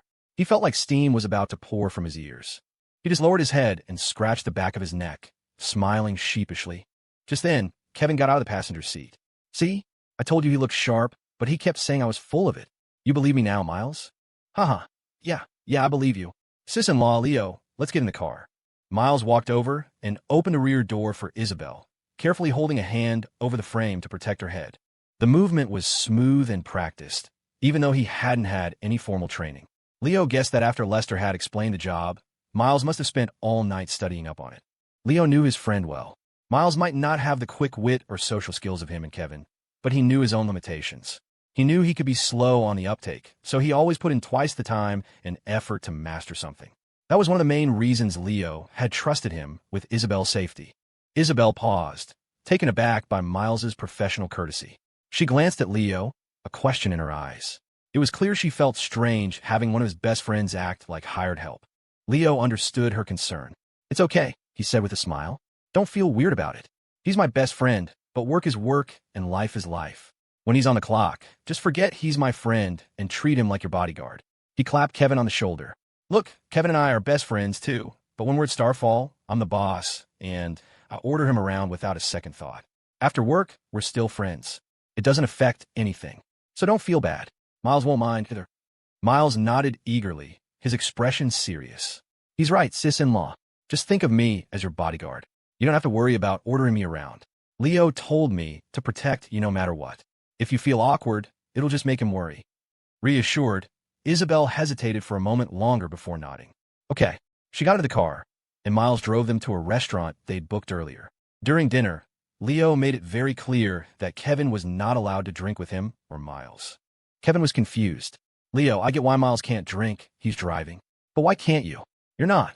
How about work tomorrow? Drinking will affect it. Next time, Leo replied primly. In truth, he wasn't driving a car. But if he drank, he'd definitely be driving something. He shot a wary glance at Isabel, who was sitting beside him looking cool and composed. Damn it. That bitch Isabel Thornton and that leech Leo Yeager. They're backing me into a corner. If they won't let me live, then I'll drag them down with me. Inside her villa in New York, Sharon Thornton was spiraling. After Jonathan and Rochelle had escorted her home from the office yesterday, she had developed a high fever and only broke it this afternoon. The moment her head cleared, Jonathan informed her that many of her key allies at the company had received termination notices at noon. It was obviously Isabel's doing. She knew these people were Sharon's loyalists, that they were technically vital and managed major projects. Yet she had kicked them out without a second thought. It was a clear message. Isabel would rather let the company suffer temporarily than keep anyone who had worked for Sharon. With that move, Isabel had completely annihilated what little power Sharon had left at Thornton Industries. Now, Sharon was nothing more than a minor shareholder. The position and authority Richard had personally given her had been completely stripped away. There was almost no chance of her ever regaining control. Worst of all, Sharon had learned that the lawyer, Conrad Shun, had already acquired most of the evidence detailing how she had damaged the company's interests. Once that was handed over to the SEC, she would be facing more than just fines. She could be facing over 10 years in prison, just like Richard. Sharon was seeing red. If Isabel and Leo were standing in front of her right now, she would have stabbed them without hesitation. As she rampaged through the house, smashing everything in sight, Jonathan quietly cleaned up the debris around her. "Ma'am," he said softly, "even though Mr. Chun has the evidence, as long as the boss is willing to take the blame for everything, you'll most likely just face fines and restitution. After all, he still cares deeply for you and the child." Jonathan's words drew a cold, mocking laugh from Sharon. "You're right about that. I might not get Thornton Industries now, but that little brat isn't going to leave me with nothing. It's impossible. Her brain-dead father still thinks the child I'm carrying is his." She threw her head back and laughed a wild, unhinged sound. "Look at him. The invincible chairman of Thornton Industries, Richard Thornton, about to get a life sentence, and he still doesn't know his child belongs to another man. How ironic. Ha ha ha." Watching Sharon's maniacal display, Jonathan's face filled with worry. He knew trying to reason with her now was pointless, but he had to try. "Ma'am, please don't be so upset. You may have lost this round to Miss Thornton, but at least you kept your shares.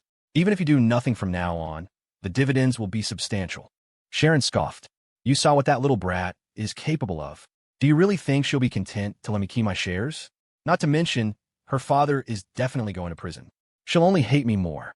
And hate, once it's there, never truly disappears. This is just the beginning of our next battle. From the day I started this plan, it was destined that only one of us would win." Her expression turned chillingly cold. "Besides, who told you I lost?" Jonathan was stunned. As her most trusted confidant, he knew her plans better than anyone, even Rochelle. He knew she had no more cards to play. So what did she mean she hadn't lost? "Ma'am, I don't understand." Sharon didn't answer. She went to the bedroom and looked at the baby being soothed to sleep by the nanny, a flicker of softness finally appearing in her eyes. Only when the child was sound asleep did she return to the living room. "Jonathan, those tough guys I had you find a while back, I trust they've been living well." He paused. "Thanks to you, ma'am. The 6 of them have done almost nothing for months, but have been paid handsomely. Their lives were hard before, but now their families are all comfortable. Good. It's time for them to get to work. Go and inform them." "Ma'am, what is their assignment?" "Nothing special. Just go to Crestview and tail Isabel Thornton and Leo Yeager for a while. I need to know their every move." As if remembering something, she pulled a credit card from her pocket and handed it to him. "There's $5 million on this card. Take your buddies out for a nice meal. Do what you want with the rest." Jonathan's head was bowed, but his eyes widened. He knew what this meant. He was silent for a long moment before asking cautiously, "Ma'am, should I investigate the bodyguards currently with Miss Thornton?" Sharon looked at him, a slow, knowing smile spreading across her face. "Jonathan, you understand me better and better. You trust me, ma'am. I can't betray that trust. Go. I want files on every single one of Isabel Thornton's bodyguards." "Yes, ma'am." Jonathan nodded and left the living room. Sharon walked to the fish tank and watched the goldfish swimming lazily. Her face was blank as she plunged her hand into the water, snatched one of the fish, and tossed it onto the floor. Then she brought her heel down, crushing it. What Sharon Thornton wants, she gets. I have never failed. I will not let some little brat be the reason I don't get what I want this time. "If you insist on fighting me," she whispered, the madness she had hidden for so long finally blazing in her eyes, "then I'm sorry." After leaving the villa, Jonathan pulled out a cigarette and lit it. He found a number in his contacts and dialed. A man's voice, thick with a heavy Appalachian accent, answered. "Yellow? Johnny, that you?" "It's me." The man on the other end laughed, his voice excited. "Johnny boy, Where you been? Me and the boys. Ever since we started working for your lady boss. We ain't done a lick of work, but we're pulling down 30 grand a month. We're feeling mighty guilty about it. Tell her to give us something to do. We're simple country folk. Ain't right to make money this easy. Jonathan took a long drag from his cigarette. Trey, he said after a moment, I remember 2 of your crew, the 2nd and 4th oldest, they're married, right? Yeah, sure are.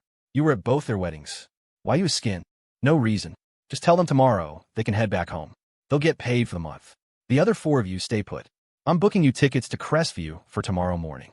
The excitement vanished from Trey's voice. Johnny, what's that supposed to mean? The 6 of us came together. We leave together. Can't just send 2 of them home. Jonathan's voice dropped. You're about to get an assignment. I've got $4 million here. $1 million for each of you. Not a penny more.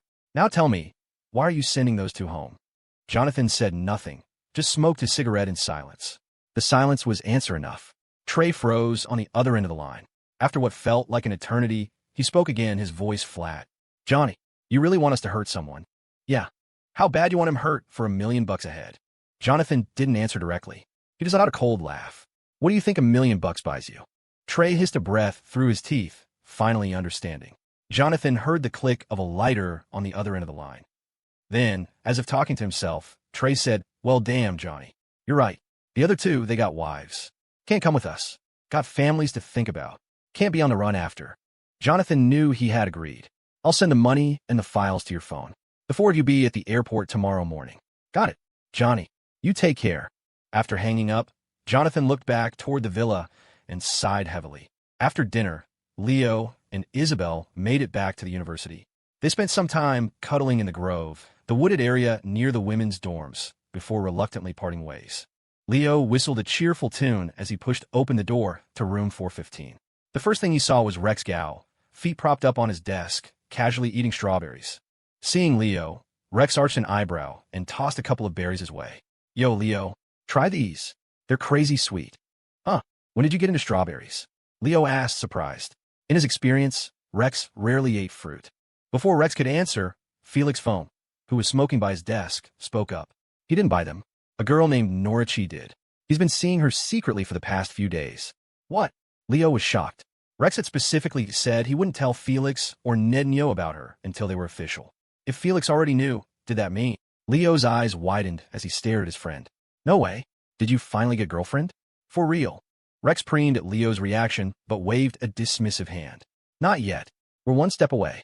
I thought about it, and I want to keep things like this for a little while longer. Like you said, we've only known each other for a short time. It's too fast. He continued. Last night, Nora and I were walking on the track, and these 2 idiots saw us when they went to the campus store. I had no choice but to tell them. Whatever, it's fine. We're all brothers. No need to be so secretive about dating. Nednyo grumbled, come on, Rex. We all know what you were thinking. You didn't tell us because you were afraid you'd strike out and we'd make fun of you. You're only admitting it now because you're sure you're about to seal the deal. Rex's face darkened. Damn it, Ned. Can't you go one day without speaking the goddamn truth? Don't make me turn off my hotspot. Rex, my man, I'm sorry. Don't turn it. Call me Godfather. Godfather. Only then did Rex relent, letting out a haughty sniff. Watching his friends bicker, Leo couldn't help but grin. A wave of profound relaxation washed over him.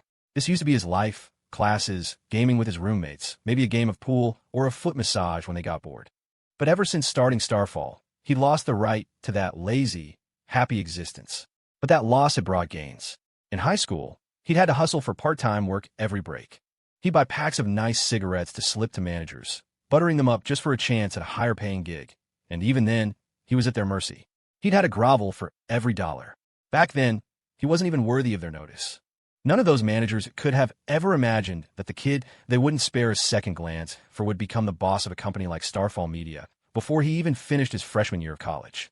Now, those same managers would have to respectfully call him Mr. Yeager. The pride they once guarded so fiercely was now worthless.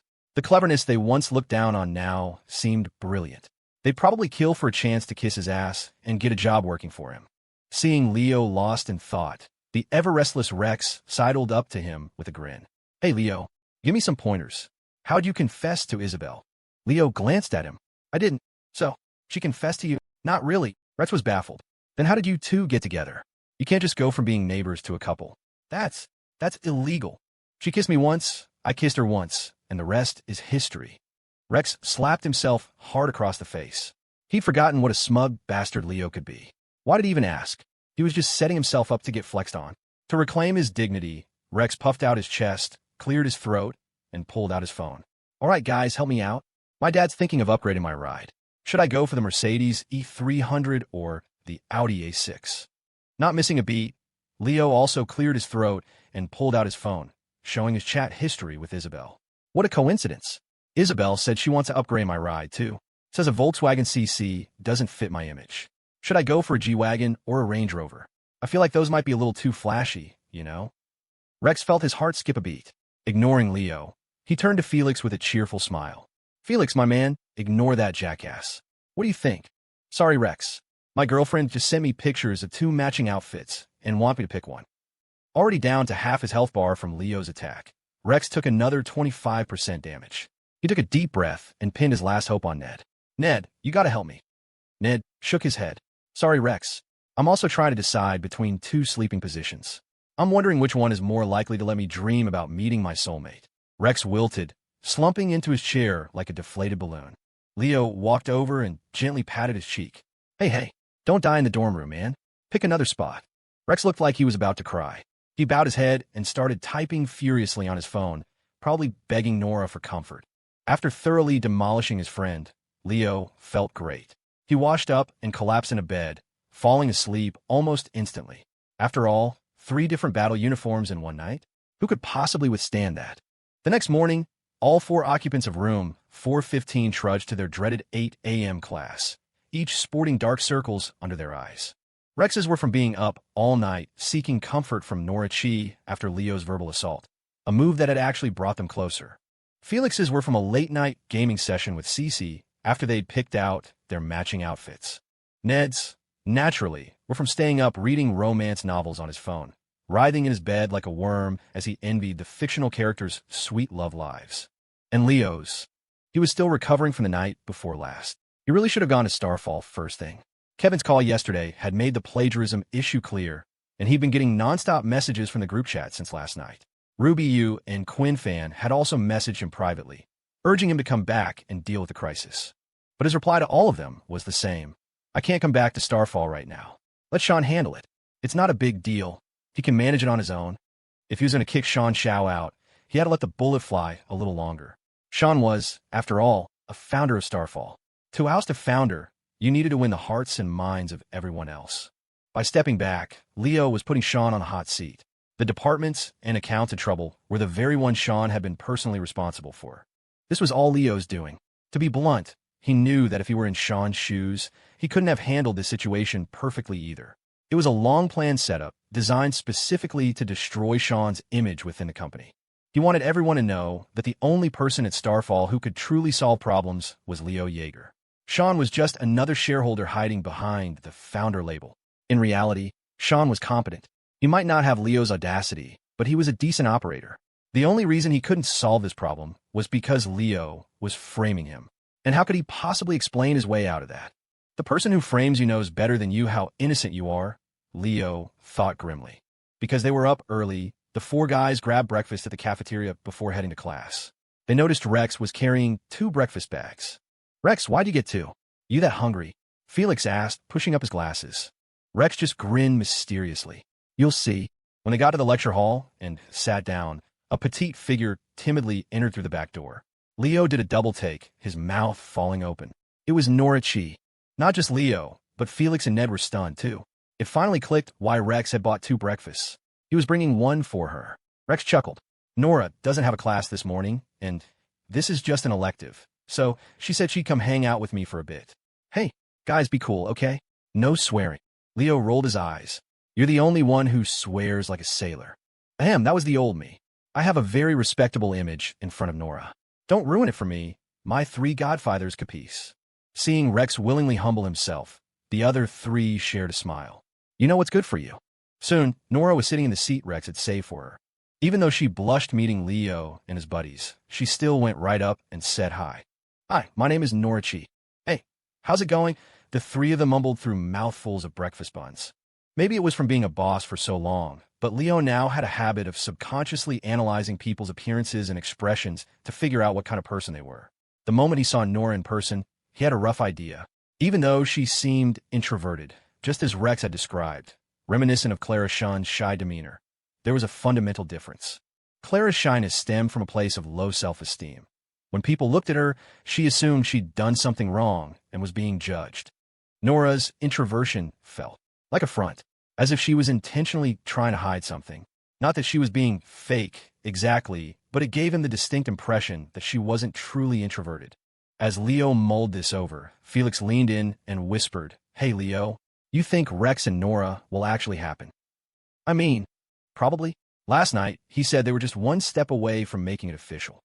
Felix shook his head, lowering his voice even more. He said that, yeah, but his whole image in front of her is basically a lie. He's even pretending to be poor. What if, and I'm just saying, what if, one day she finds out the truth? You think he'll break up? It's possible. Maybe we should tell Rex to just come clean with her after class, Felix suggested. He's finally found a girl he's serious about. It would suck if they broke up over this, and it would be kind of shitty of us if we saw the problem and didn't say anything. Ned nodded in agreement. I agree with Felix. That's how it always happens in the romance novels I read. Leo smirked and looked at Ned. Oh yeah? Well, in those novels you read, what's the ending for purely platonic good neighbors like me and Isabel?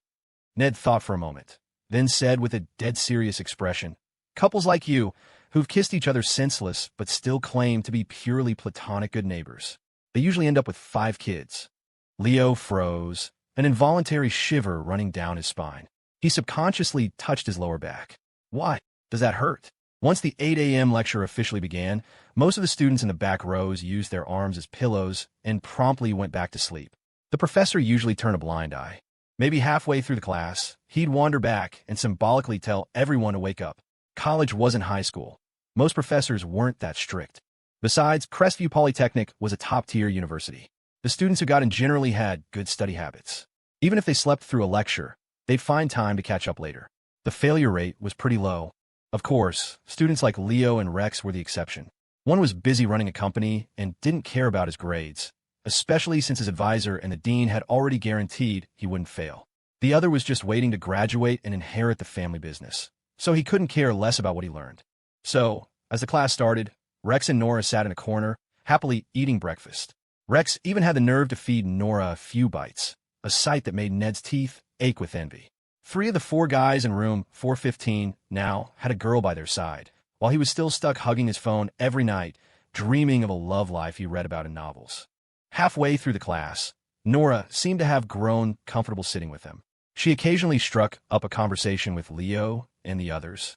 You're the owner of Starfall Media, Leo Yeager, right? I can't believe you're Rex's roommate. You're amazing, Nora said. Leo smiled. Nah, not really. Just think of me as Rex's normal roommate. We're all friends here. No need to put me on a pedestal. Nora's expression was earnest. I just think it's incredible to be managing such a big company at our age. Even the people who work at Starfall are impressive. I'm not sure I could even get a job at a company like that after graduation. Ahem. Well, if you and Rex are on good enough terms after you graduate. Leo instinctively started to say that Rex could get her a job in his family's company, which was way bigger than Starfall. But he caught Rex frantically signaling him out of the corner of his eye. It hit him. Rex was maintaining his normal guy persona in front of Nora. Leo quickly pivoted. After you graduate, if you two work hard together, you could get into any company you want, not just my little Starfall. You could even aim for the Fortune 500, right, Rex? Rex breathed a sigh of relief. Yeah, Nora, forget about me. With your talent, getting into a Fortune 500 company would be a piece of cake. I wish that were true. Nora murmured, a flicker of sadness in her eyes. After the 8 a.m. class ended, Leo had planned to stay for the 10 o'clock lecture. It was a combined class with Isabel's major, and he hadn't sat next to her in class for a long time. But just as he was leaving, he saw Ruby standing anxiously by the back door. It was obvious she was there for him. Leo wasn't surprised. He walked over to her calmly, his face a mask of fake surprise. Ruby, what are you doing here? Is there next class in this room? Ruby forced a bitter smile. Leo, you know why I'm here. You play dumb. Huh? What are you talking about? Seeing his attitude, Ruby sighed, her voice laced with disappointment. Leo, you know that several of the company's scripts were exposed for plagiarism. It's already trending on TikTok. The 2 accounts that use them have been losing followers like crazy since yesterday. As of an hour ago, They're down a combined $5 million. On top of that, the ad agencies for the previous campaigns have already called our business manager. They said we need to fix this fast, or it's a breach of contract. Starfall is going to have to pay a massive penalty. Her voice grew tense. Leo, please, can you just come back to the office? We need to figure this out. Since she laid it all out, Leo dropped the act. But he just stroked his chin, frowning thoughtfully. Ruby, I know about the situation, but I don't think it's that big of a deal. Shawn should be able to handle it easily. Besides, he was in charge of launching and running those two accounts from start. I have no right to interfere. It would just make him think I'm overstepping. And even if I was worried, I can't step in until he personally asks me for help. Leo, if Shawn could solve this, he wouldn't have let it get this bad. He's been trying since yesterday, and all it's done is waste time. Now it's starting to have a ripple effect on our other accounts and ad deals. I have no choice but to come to you. Ruby's tone was pleading, her almond eyes filled with anxiety. But even that didn't faze Leo. He asked calmly, Ruby, is this you asking me to solve this, or is it Shawn? Ruby hesitated. It's me, Quinn, and Dawn. So it's just the three of you. Shawn hasn't said anything. Leo, please don't be like this. I know you're still upset because Shawn opposed the Chatterjee investment. But business is business. If this keeps up, Starfall will be so damaged that even if Shawn agrees to the deal, Chatterjee might not be interested anymore. Leo chuckled. Just then, he saw Isabel and Haley Xia walking towards them, books in their arms. He shook his head at Ruby. You have too little faith in me, Ruby. I'm not holding a grudge over that. It's normal for a company to have different opinions. I'm sure Shawn isn't holding a grudge either. The fact that he hasn't personally asked for my help means he thinks he can handle it. If I meddle, that's what will make him resent me. He waved at Isabel, then turned back to Ruby. Don't worry so much. I'll come to the office this afternoon after my morning classes. I'll see what's going on then. You, Quinn, and Dawn should have a little more faith in Shawn. He's a founder of Starfall, after all. With that, Leo ended the conversation and jogged over to Isabel. What were you and Ruby talking about? Isabel asked, her pretty eyes fixed on him. Leo could tell she was a little jealous. Even though she knew Ruby was gay, she still got a little possessive whenever any girl got too close to him. He grinned. Nothing much. Just some company stuff she wanted to discuss. But he leaned in conspiratorially. I told her I hadn't been to class with my girlfriend in ages, and I'd go to the office after. Isabel's eyes lit up with pleasure, but she lifted her chin, affecting a cool tone. You should have just gone to the office. You can come to class with me tomorrow. Leo put on a stern face. Absolutely not. Girlfriend comes first. Work is a distant second. She was completely taken in. If Haley and the others hadn't been there, she probably would have thrown her arms around his waist and cooed about how wonderful he was. Haley Xia just clicked her tongue. TSK, TSK. It's been a while since I've seen you two be this cute in front of me. I love it. My shipping heart is full. Leo just smiled and took Isabel's hand. Come on, let's go. Last class, Rex brought his crush and made me all jealous. Now it's my turn to make him jealous. Okay. Before they left, Leo turned and gave Ruby, who was still standing a short distance away, a reassuring wave. He would be at Starfall that afternoon. In reality, every word he had spoken to her was carefully calculated. The fact that she had come to him meant that Shawn had already lost control of the situation. Ruby, Quinn, and Dawn had all recognized it and sent her as their emissary. Leo had anticipated this. His final line, you, Quinn, and Dawn should have a little more faith in Shawn. He's a founder of Starfall, after all, was designed to reinforce the very impression he wanted them to have. Shawn Shao cannot solve this problem. To completely sideline Shawn, he needed the consent of the other three partners. Otherwise, even Leo couldn't pull it off. But they were all close friends with Shawn and would normally overlook his missteps. They would only take it seriously if the very survival of Starfall was at stake. Leo was slowly, methodically guiding them to that conclusion. Only when they were all on the same page could he proceed with his plan to oust Shawn. The methods were ruthless, even by his own standards. But in the business world, you either stepped on others to climb, or they stepped on you. Coexistence wasn't always an option. Besides, he thought, he's one of Sharon's people. I can't afford to be soft. Watching Leo walk away, Ruby couldn't hide her disappointment. She wasn't stupid. She knew Leo was refusing to help because Shawn had opposed the Chatterjee deal.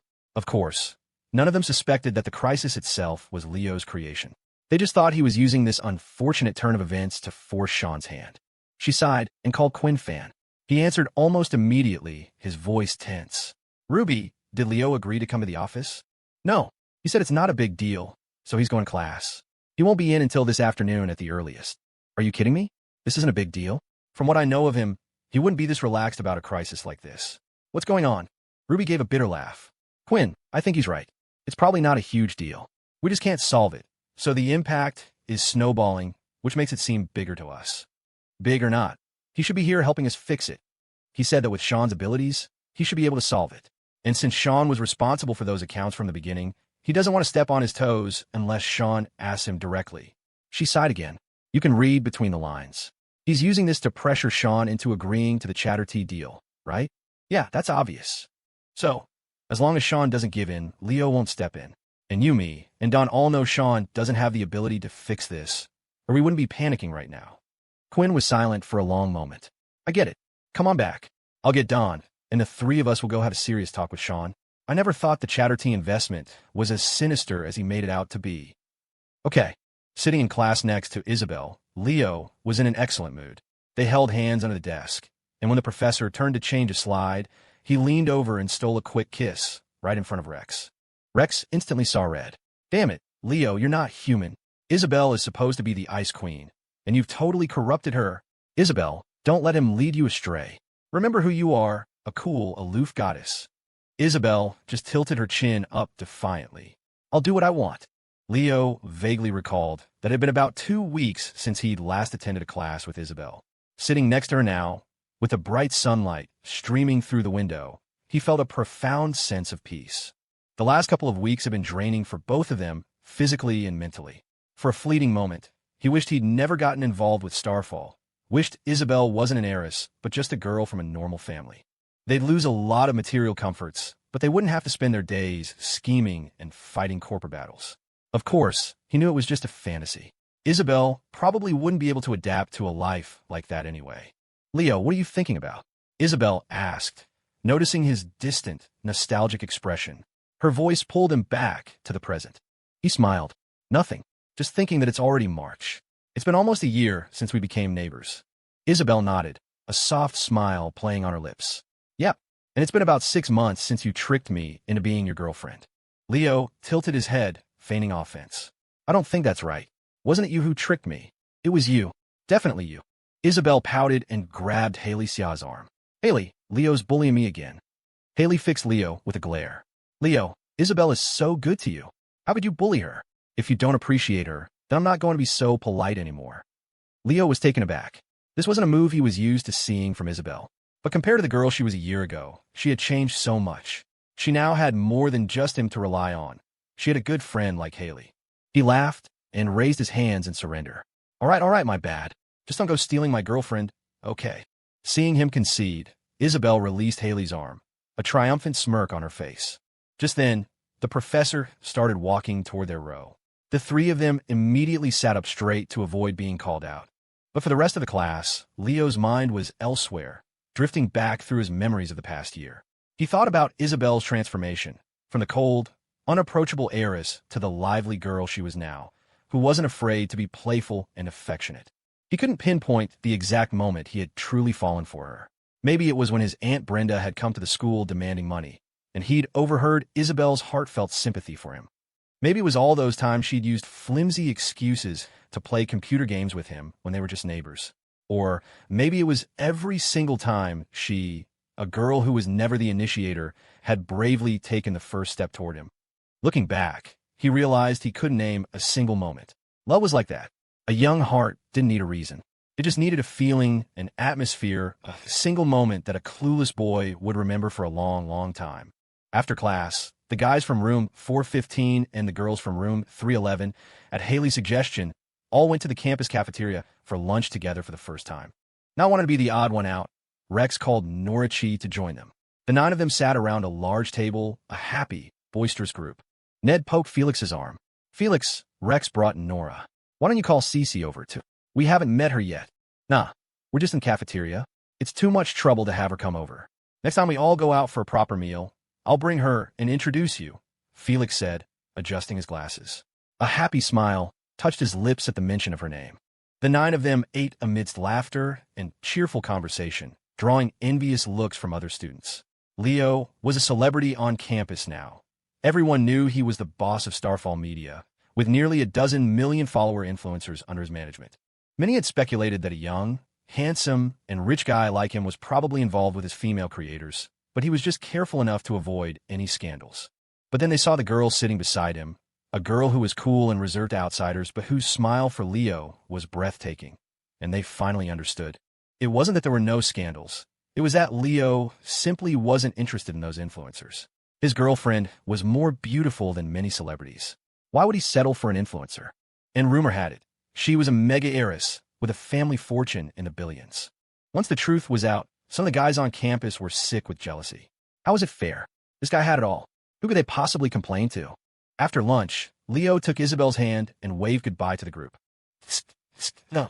It's the middle of the day, and you're already trying to whisk Isabel away for some mischief, Haley teased, though her expression screamed, "My ship is sailing, and I am loving it." You know what they say, a full belly makes for happy. Everything else. Leo rolled his eyes. Haley, you need to watch fewer cheesy rom-coms. I'm not thinking about that. The sun is out, so I'm taking Isabel for a walk on the track to digest. I have to go to work this afternoon. He puffed out his chest dramatically. I'm a major shareholder of Starfall Media now. I've got deals worth millions to oversee. I'm a very busy man. Puffed. Haley scoffed, waving them off dismissively. As they walked away, Isabel, who had been quiet, looked up at him. Leo, where are we going? Like I said, to the track for a walk. Get some sun, digest a little. Can't waste such a beautiful day. He grinned. What's that saying? A walk is like a short elopement. Oh, Isabel mumbled, looking down. I thought you were just lying to Haley. I didn't think you actually wanted to go for a walk. Leo froze, pretending he hadn't heard a thing. Damn, girl, you're the one with the one-track mind. Isabel let Leo lead her by the hand to the track. There were plenty of other couples out for a walk, enjoying the warm afternoon sun. But unlike them, most of these couples would, without warning, detour into the dense cluster of trees known as the Grove. Isabel looked up at him. Are you going to the office later? Yeah, there are a few things I need to take care of. And before I left for San Francisco, I asked HR to find me a secretary. Starfall is getting bigger, and I can't handle everything myself anymore. At the word secretary, Isabel's eyes narrowed, her expression turning icy. She wrinkled her nose. So, when there's work to do, the secretary does it. And when there's no work to do. Whoa, stop right there. Don't even say it. Leo cut her off, his eyebrows shooting up. He had anticipated her jealousy, which was why he had specifically told HR to hire a male secretary. A male secretary? He wouldn't dare. He'd leave that kind of thing to guys like Landon Archer. Isabel pouted. But it's true. What's true? I'm hiring a guy. You just ate lunch, so lay off the salt, okay? Oh, hearing it would be a male secretary. Isabel's expression immediately brightened. Then a thought occurred to her. Are Rex and Nora dating? Not yet, but they're on the verge of making it official. But why is he hiding his real identity from her? Leo thought for a moment. Rex has always wanted a normal relationship. He's worried that some girls would only date him because he's rich, so he's hiding it from Nora. It kind of shows a lack of trust, but there's no better way to handle it. I'm sure he'll tell her the truth after they're officially together. I see, Isabel said, nodding with understanding. Okay, you can walk me for one more lap, and then you should go to the office. The sun is making me sleepy. I want to go back for a nap. Got it, Leo said, getting the hint loud and clear. He squeezed her hand and silently steered her toward the moral dead zone that was the Grove. After parting ways with Leo's group, Rex took Nora to the on-campus Chatter Tea for milk tea. When they came out, Nora thanked him, her cheeks tinged with pink. Rex, I should get back to my door now. Oh, okay. Rex had wanted to take a page out of Leo's book and go for a walk on the track, but he figured he shouldn't push it. She had already sat with him through his morning class and had lunch with him. They weren't a couple yet, after all. A little distance was necessary. More importantly, he was afraid if they went for a walk, he wouldn't be able to stop himself from confessing his feelings. Before she left, Nora hesitated, then said, Thanks for lunch and the milk tea today. In a couple of days, how about I treat you to hot pot? No way, Nora. I'll treat you next time. Don't worry about it. I can't do that. You said your monthly allowance is only $1,300, right? After paying for your meals, you probably only have a couple hundred left. If you keep treating me, you'll run out of money. She smiled. Besides, even couples go Dutch sometimes. But it really wasn't that much, just a few dozen bucks. A few dozen isn't nothing. If we go out a few more times, it'll add up to a few hundred. It's decided. I'm treating next time. If you refuse, I'm not going out with you anymore. With that, Rex had no choice but to agree. As he watched her walk away, he sighed. He shouldn't have made himself out to be so poor. After spending time with her, he'd realized Nora was a genuinely good person. She was always considerate of his feelings, not just emotionally, but financially too. He'd been tempted to tell her the truth about his family several times. Whatever, I'll tell her after we're together, he muttered to himself. If I tell her too soon, she might think I was lying to her from the start. That would be a disaster. He stuck a cigarette in his mouth and headed back to his dorm. After leaving Rex, Nora went back to her room, grabbed her backpack, and prepared to leave campus. Nora, are you going to your part-time job again? Her roommate asked. Yeah. I wish I were as hard-working as you. Then I could buy all the things I want, her roommate said wistfully. Nora just smiled faintly and left. She took a taxi to a large commercial karaoke bar, where she changed clothes and put on makeup in the back. She hated working there. Even though it wasn't an upscale business lounge, and she didn't have to drink with customers, she just served fruit platters and worked the front desk. She knew that a girl working at any kind of KTV would be judged harshly. No one cared about the distinction. Sigh. Nora let out a soft breath. She knew Rex wanted to confess to her. He'd been on the verge several times, but had always held back, probably because he was afraid of rejection. She had strong feelings for him, too, but with her family's massive debt and his supposedly modest background, what kind of future could they have together? If they ever got to the point of marriage, her family's debt would just become a burden on his. So she never dared to express her own feelings. After finishing her makeup, Nora was transformed. The meek, cute girl was gone, replaced by a sultry, alluring woman in a mature outfit. Just then, her phone vibrated. Hello? Mom, what's wrong? Nora, the debt collectors came to the house again. Your father is in hiding, and I'm staying at your aunt's. You need to stay at school for the next few days. Don't leave campus if you can help it. I'm worried they'll come looking for you, but they won't dare go on campus to get you. What about Grandma? Where is she? She asked urgently, thinking of the grandmother who had always been so kind to her. Your grandma is old. They won't dare do anything to an old woman. She's fine at home. Nora was silent for a long time before she finally managed an I know and hung up. She sat in the dressing room, clutching her phone, until her manager, Angie, came in. Nora, are you not ready yet? As if making a momentous decision, Nora shot up from her seat, her eyes filled with a new, steely resolve. Angie, can you get me shifts at one of the private lounges? I really need the money. After their session of lip service in the Grove, Leo drove Isabel back to her dorm. Then, he got into his Volkswagen CC and headed straight for the office. Yesterday, when he'd been shooting the breeze with Rex and the guys in their room, he'd joked about his good neighbor wanting to upgrade his ride. Isabel had actually brought it up before, but Leo had flat out refused. Gifts were one thing, surprises were another. But a car, especially a luxury one, was a line he wasn't willing to cross. It wasn't about pride, not anymore. His mindset had shifted dramatically since they first got together. There was still a massive gap between them financially, but he could stand tall now. The mention of money no longer triggered that old sensitivity and insecurity. His reason for refusing was simpler, rooted in a kind of stubbornness most guys would understand. Even the ones who lived off their rich partners, who married into wealth, would accept almost any perk, except the car. For a guy, a car was an anchor point, a measure of his own success. The car you drove had to be one you bought yourself. Leo was no exception. Sometime this summer, he thought, flooring it out of the campus parking garage, I'm going to have to bite the bullet and get myself a G-Wagon. Just as he pulled out of the main gate, he spotted the black SUV Miles had been driving last night, parked across the street. Surprised, Leo pulled up alongside it and rolled down his window. Miles! Leo. Miles's face lit up as he rolled his own window down. What are you doing here? Isabel didn't ask you to pick her up, did she? Leo asked, confused. He just walked her back to her dorm, and she'd said she was tired and wanted to take a nap. There was no reason for Miles to be waiting around. Miles smiled sheepishly. No, Isabel didn't call. I'm just waiting here on my own, in case she needs to go somewhere. I can be here in a flash, so she doesn't have to wait. He paused, then added, it's something Lester mentioned to me. He said whenever he wasn't on a specific task, he'd always stay close by, just in case.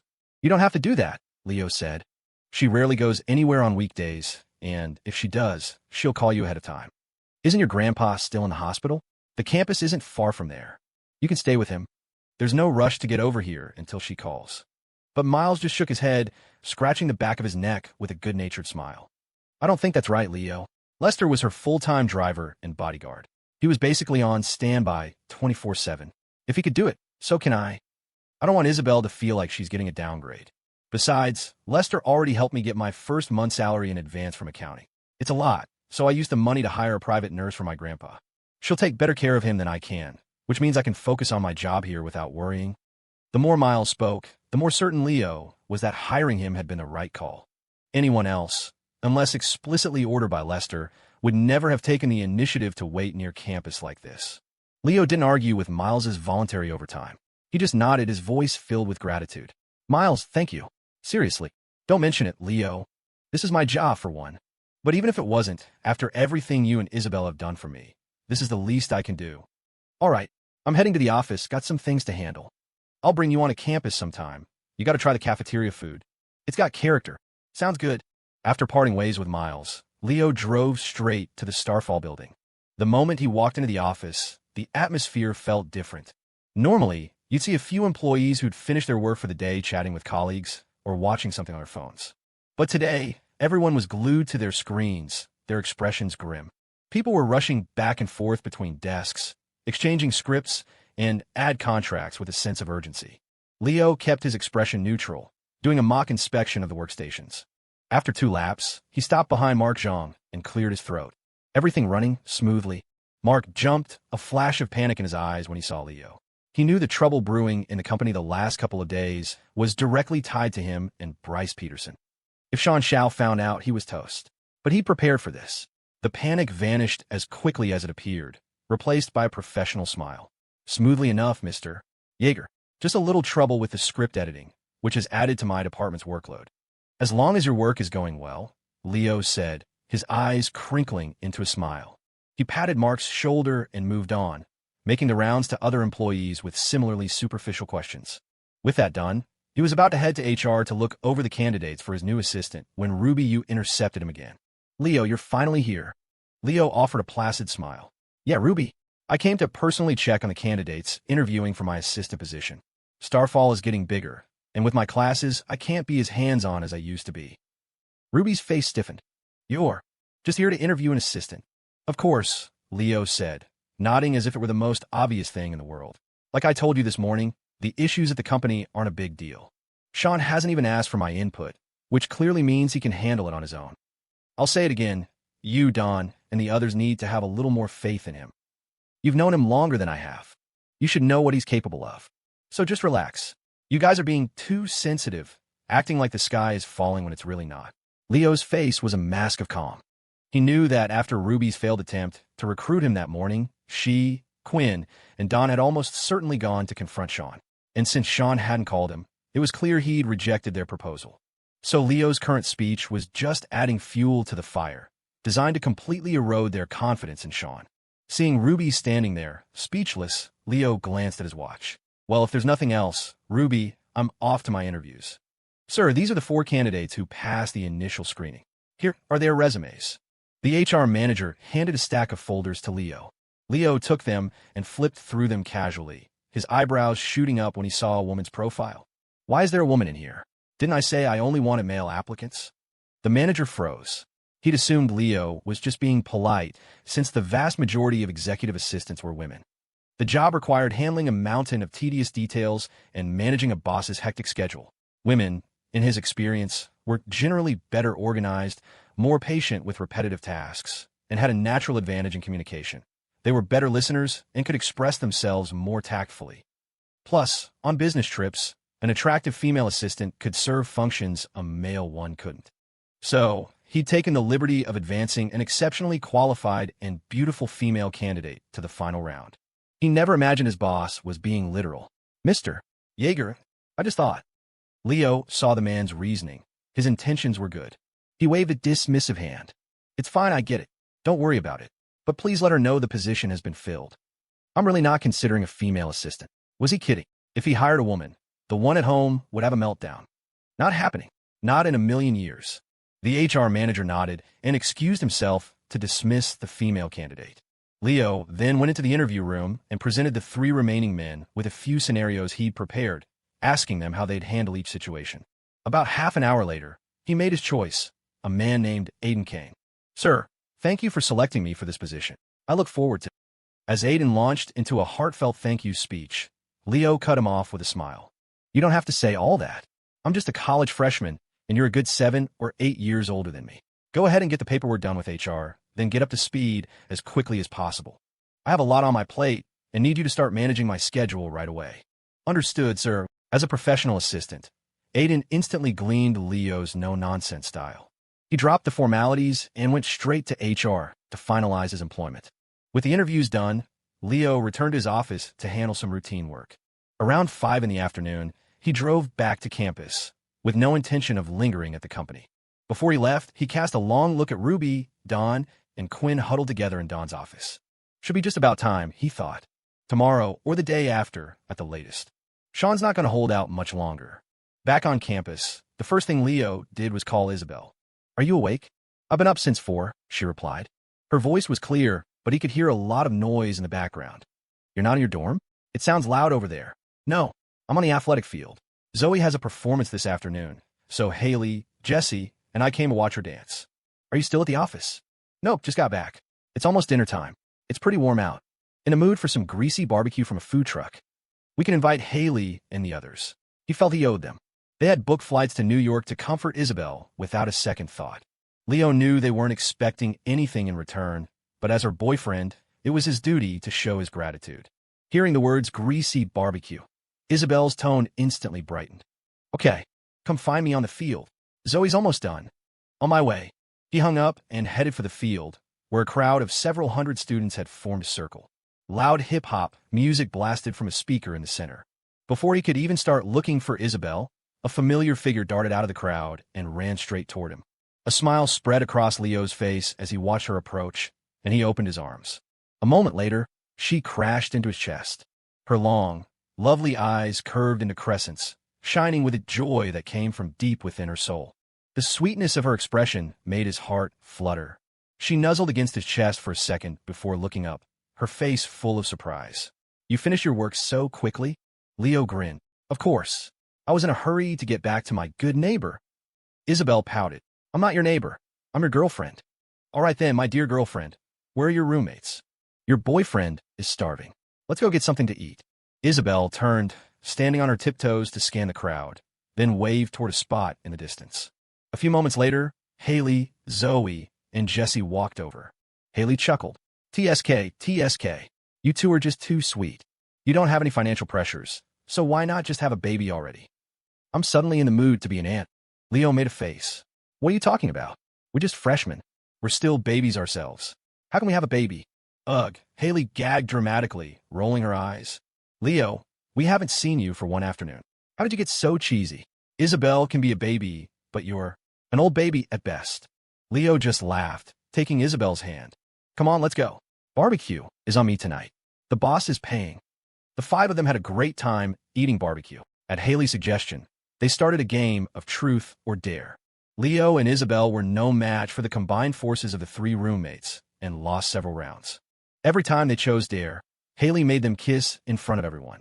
By the end of the night, Isabel's cheeks were flushed a deep crimson, and she was practically melting in his arms. At 10:30, Leo walked her back to the women's dorm. When he got back to his own room and pushed open the door, he found it completely empty. It was eerily quiet. Rex and Felix, he could understand. They were probably out with Nora and Cece. But even Ned, who was usually glued to his bed, reading a novel at this hour, was gone. Something fell off. Leo pulled out his phone and called Rex. The phone rang until it was about to go to voicemail, before someone finally picked up. Hey Rex, where are you guys? Why is no one in the room? To his surprise, it was Felix's voice on the other end. Leo, we're at the food truck park by campus. Rex is wasted. If you're free, you should get over here. Ned and I can't drag him back. Leo, we're at the food truck park by campus. Rex is wasted. If you're free, you should get over here. Ned and I can't drag him back. Hearing the exasperated tone in Felix's voice, Leo frowned. You guys went out drinking tonight? You know he can't handle his liquor. Why do you let him drink so much? Don't you have class tomorrow? Don't even ask. It was all him. He's in a bad mood. Why is he in a bad mood? Shit, Rex, what the hell are you doing taking your pants off? We're on the street, not in a damn bathroom. Crap. Ned, quick. Don't let that idiot unbuckle his belt. Felix yelled in a panic, then spoke back into the phone. Just get here, and I'll explain. This moron is about to piss in public. I gotta go. The line went dead. Leo sighed. Rex was usually pretty resilient. Leo could flex on him all day, and Rex would just curse him out and be back to normal in 5 minutes. For him to get this down, something major must have happened. It didn't take a genius to figure it out. Rex must have finally worked up the nerve to confess his feelings to Nora tonight. And obviously, he'd been shot down. Leo sighed again and turned to leave his dorm. He'd just come from the food truck park. So while I was eating with Isabel, Rex, and the guys were there too, he realized with a start. He'd been so focused on Isabel, he hadn't paid any attention to his surroundings. On his way back to the park, Leo stopped at a pharmacy to buy some hangover pills. 10 minutes later, he was back. From a distance, he could see Rex staggering around near one of the food stalls, his face streaked with tears. Flanking him were Felix and Ned, both sweating from the effort of keeping him upright.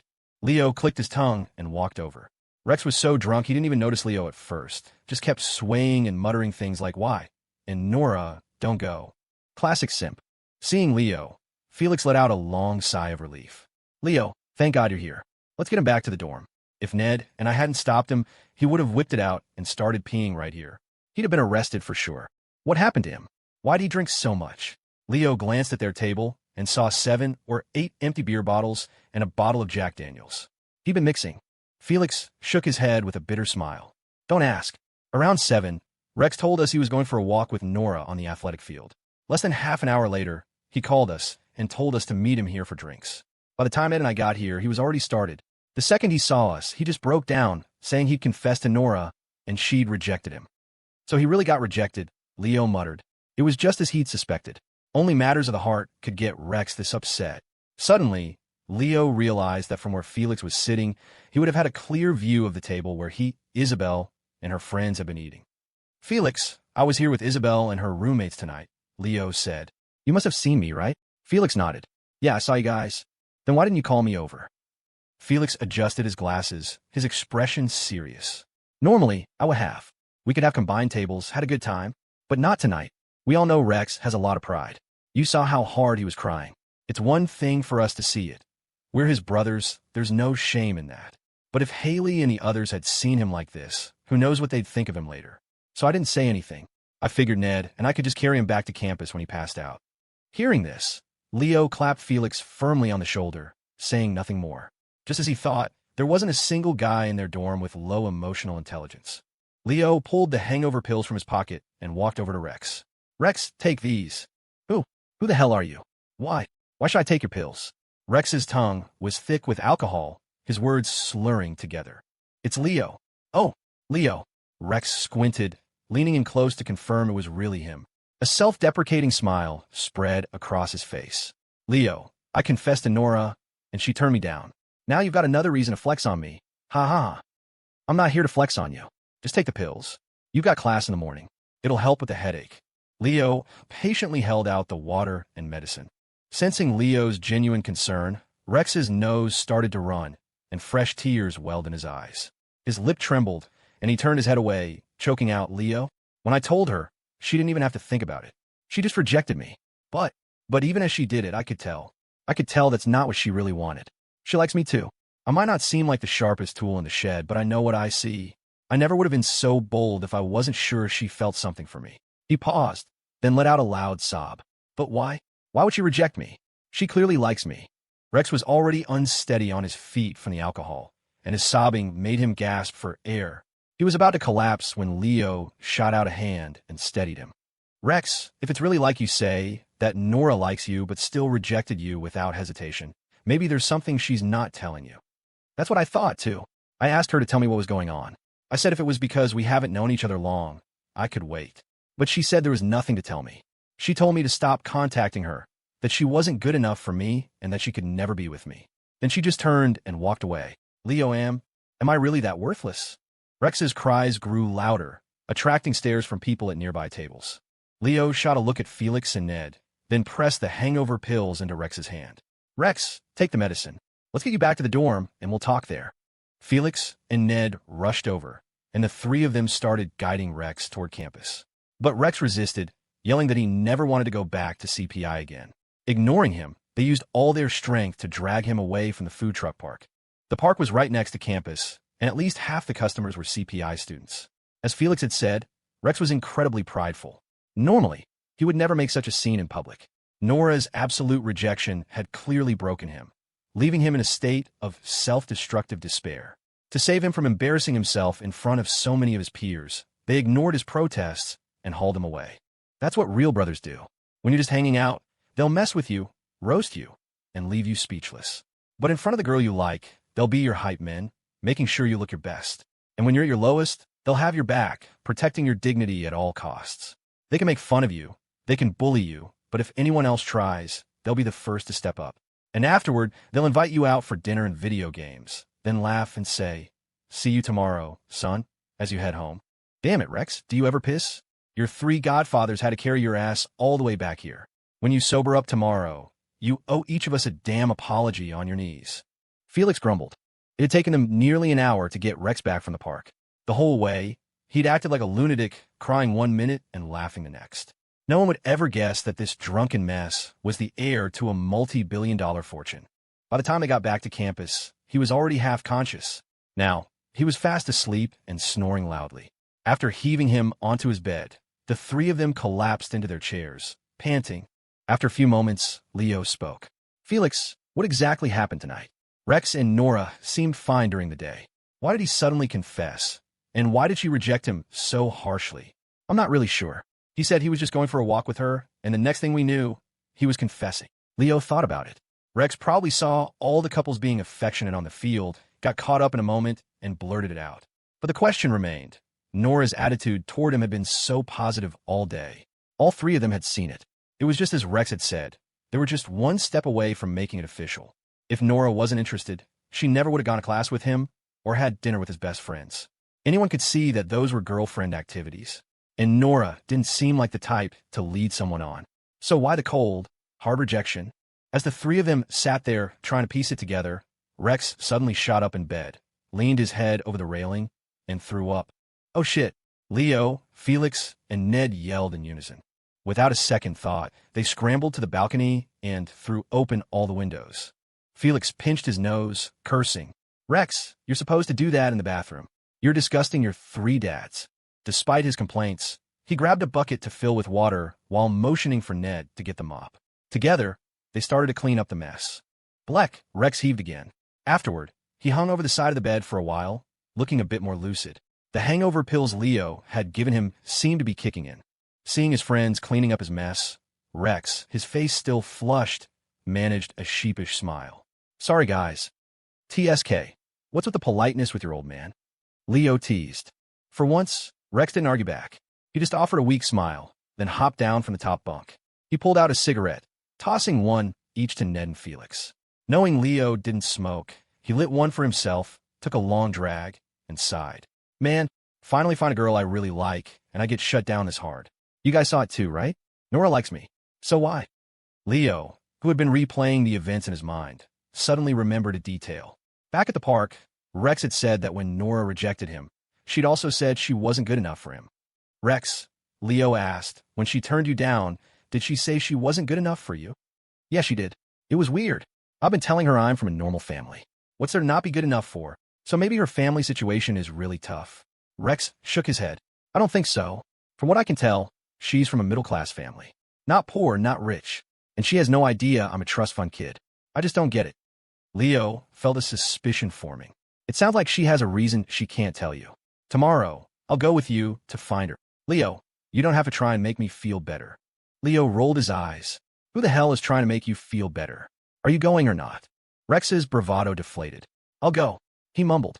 The next morning, Leo had Rex text Nora to ask if they could meet. But just as she'd said, Nora had blocked him on everything. Left with no other option, Leo and Rex went to the women's dorm to wait for her, planning to catch her on her way out. Nora asked us to call in sick for her afternoon classes after her morning lecture was over. What? Rex and Leo had skipped lunch to wait for Nora, only to be met by her roommate instead. "Do you know where she went?" Rex pressed. The roommate thought for a moment. Nora's always had an off-campus job. She was supposed to be working last night, but she came back suddenly and told us she found a new job that paid more. "I guess she went for an interview or something today. Do you know where she works?" She shook her head. "Nora never told us, but I know a girl who works with her. She might know. I can give you her number." After getting the number, Leo and Rex left campus. "Leo, do you really think there's another reason she rejected me?" Rex asked, his voice laced with doubt. Leo nodded. "Yeah, that line about not being good enough for you is a big clue. Now that we know she's desperate for money and working off campus, it's pretty clear her family is in some kind of trouble. She probably didn't want to be a burden to you. So she pushed you away. Rex groaned in frustration. If I had known, I would have just told her I was rich. She could have just asked me for money. Or borrowed it, at least. That would have made things worse, Leo countered. Knowing her personality, if she found out you were a trust fund kid, she would have been even less likely to say yes. He gestured with his phone. Just call the number and ask where Nora's working now. Right. Rex quickly dialed. Hello. Hi, is this Tanya? My name is Rex Gao. I'm a friend of Nora Cheese. I was wondering if you could tell me where she's working. I can't get in touch with her. You're Rex Gao? The girl on the other end sounded shocked. You know me? Rex asked, surprised. Tanya hesitated. Yeah, Nora's mentioned you. That's great. Since you know who I am, can you please tell me where she works? It's an emergency. Tanya's voice dropped to a whisper. I'm sorry, I can't tell you where she is. If I had to guess, you want to ask her why she rejected you last night. Rex, you should just give up. Nora, she can't be with you. Why not? It's complicated. Just leave her alone. She probably won't be back on campus for a while. Rex's voice grew frantic. No, Tanya, if I'm right, Nora's working so hard because she needs money, right? I have money. I can help her. Don't be ridiculous, Rex. Nora doesn't need a few $1,000s or even tens of thousands. She told me you come from a normal family too. Whatever you save from your allowance would be a drop in the bucket for her. Rex was so flustered he couldn't speak. Seeing this, Leo took the phone. Hi, Tanya. This is Rex's roommate. Actually, Rex wasn't being honest with Nora. He's not from a normal family. His family is incredibly wealthy. If Nora really needs money, Rex can definitely help. He's really torn up about her rejecting him. As her best friend, you must know how she feels about him. You wouldn't want to see them miss out on being together, would you? Tanya gasped. Rex is a rich kid. He is. Oh my God, Rex. Why would you lie to Nora like that? Tanya's calm tone shattered, her voice cracking. Nora really likes you too, but her dad has a gambling problem. He owes a lot of money, and the loan sharks have already shown up at their house. To help pay it off, she's been working with me at a karaoke lounge. A respectable one, just as a server. But yesterday, she got a call from home. The debt collectors were refusing to leave their house. Her grandmother is old. She can't handle that kind of stress. So, to pay it all off as fast as possible, she took a job at a private lounge. You know what that is, right? The kind where you have to drink with the male clients, and, to put it bluntly, she's working as a hostess. Tanya sobbed. I don't have that kind of money, otherwise. Otherwise, I would help her. What? The word hostess hit Leo and Rex like a ton of bricks. Rex snatched the phone back, his voice urgent. Is she crazy? That's not just serving drinks. What is she thinking? Where is she? How much does her family owe? I'm going there right now. $50,000. If you can really come up with that much, then please go to the Starlit Lounge and get her out of there. She doesn't belong in a place like that. $50,000? Is that it? Is that really it, Nora? Rex's eyes were bloodshot as he roared into the phone. After hanging up, he buckled his seatbelt, slammed the gas pedal to the floor, and tore out of the parking lot, heading for the Starlit Lounge. Jesus, Rex, slow down. If I slow down, Nora's life is ruined. On the way, Rex made a call, presumably to his family, asking for money. A few minutes later, he screeched to a halt in front of a bank. Leo, wait here. I'm getting cash. Leo frowned. Why cash? Once you have the money, you could just transfer it to her. Rex's eyes were still red. You don't get it. You'll see. Less than 5 minutes later, Rex emerged from the bank carrying a duffel bag. He tossed it to Leo. Hold this. Leo unzipped it and saw stacks of $100 bills. Rex, this is way more than 50 grand. Yeah, it's 100. Rex's mouth twisted into a humorless smirk.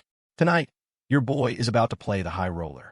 At 5 in the afternoon, Leo and Rex finally arrived at the Starlit Lounge. Perhaps because Nora was afraid of running into someone she knew, the club she'd chosen was far from the center of Crestview, practically in the next city over. Since it was still daylight, the place didn't look particularly special. Leo looked over at Rex, who was sitting in the driver's seat with a deeply conflicted expression, and clapped him on the shoulder. Let's go, Rex. We're getting her out of there. The money you have is more than enough. Not yet. Neither of us had lunch. Let's get a bowl of ramen across the street first. I'm so hungry I'm seeing spots. Leo frowned. Weren't you in a huge rush just now? We're here. Why the sudden hesitation? Rex pulled a cigarette from the pack, lit it with a grim expression, and took a deep drag. It's not even 6 yet. The clients don't usually show up until later. The girls are all in the back doing their makeup right now. It's useless to go in this early. You know a lot about this, huh? Been here before? Leo asked, surprised. He'd been invited to places like this plenty of times by business partners after closing a deal, but he'd always declined, using his girlfriend as an excuse. He'd heard stories, but he didn't know the details. Rex, on the other hand, sounded like a regular. The summer after high school graduation, my older brother took me out a few times with his friends, Rex said, his face blank. They had fun. I just sat in the corner playing Valiant Legends. But I picked up a few things. Leo understood. With Rex's family background, even if he didn't go to high-end clubs and spas himself, he would have been surrounded by people who did. It was normal for him to be familiar with the scene. Seeing that Rex had calmed down, Leo nodded. All right, let's get something to eat. My stomach's starting to cramp up, too. They parked the car and went to a small ramen shop across the street from the lounge. A bowl of ramen was only $10, the cheapest meal on the block. The place was filled with construction workers from nearby sites. Across the street was a club where the average person dropped at least $5,000 a night. The contrast was jarringly ironic. What a client spent in one night was more than what these workers made in months. Rex, who usually never shut up while eating, was uncharacteristically quiet. He just kept his head down, slurping his noodles, a cigarette dangling from his left hand. Every now and then, he'd look up and stare blankly at the lounge across the street. Leo couldn't take the silence anymore. Rex, before all this, did you have any idea she was working off campus? She never said a word. Rex shook his head, his voice filled with regret. If I'd known her family owed so much money, I never would have hidden who I was. If Nora had known I was rich, maybe she would have asked me for a loan, and she wouldn't have had to resort to this. It's all my fault.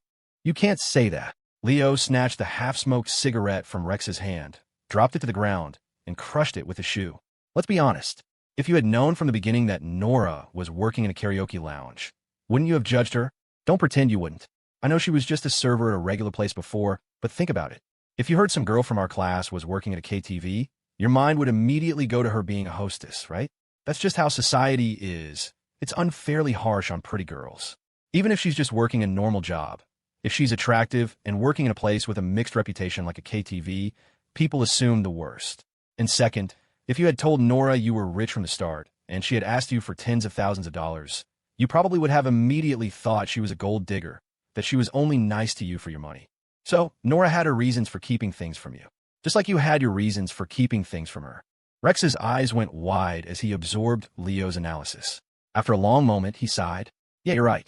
If she hadn't hidden it from me, I probably would have thought that. A person's prejudices, they're like a mountain you can't climb over. After that, neither of them spoke again. They just finished their ramen in silence. By 6, the sky was growing dark.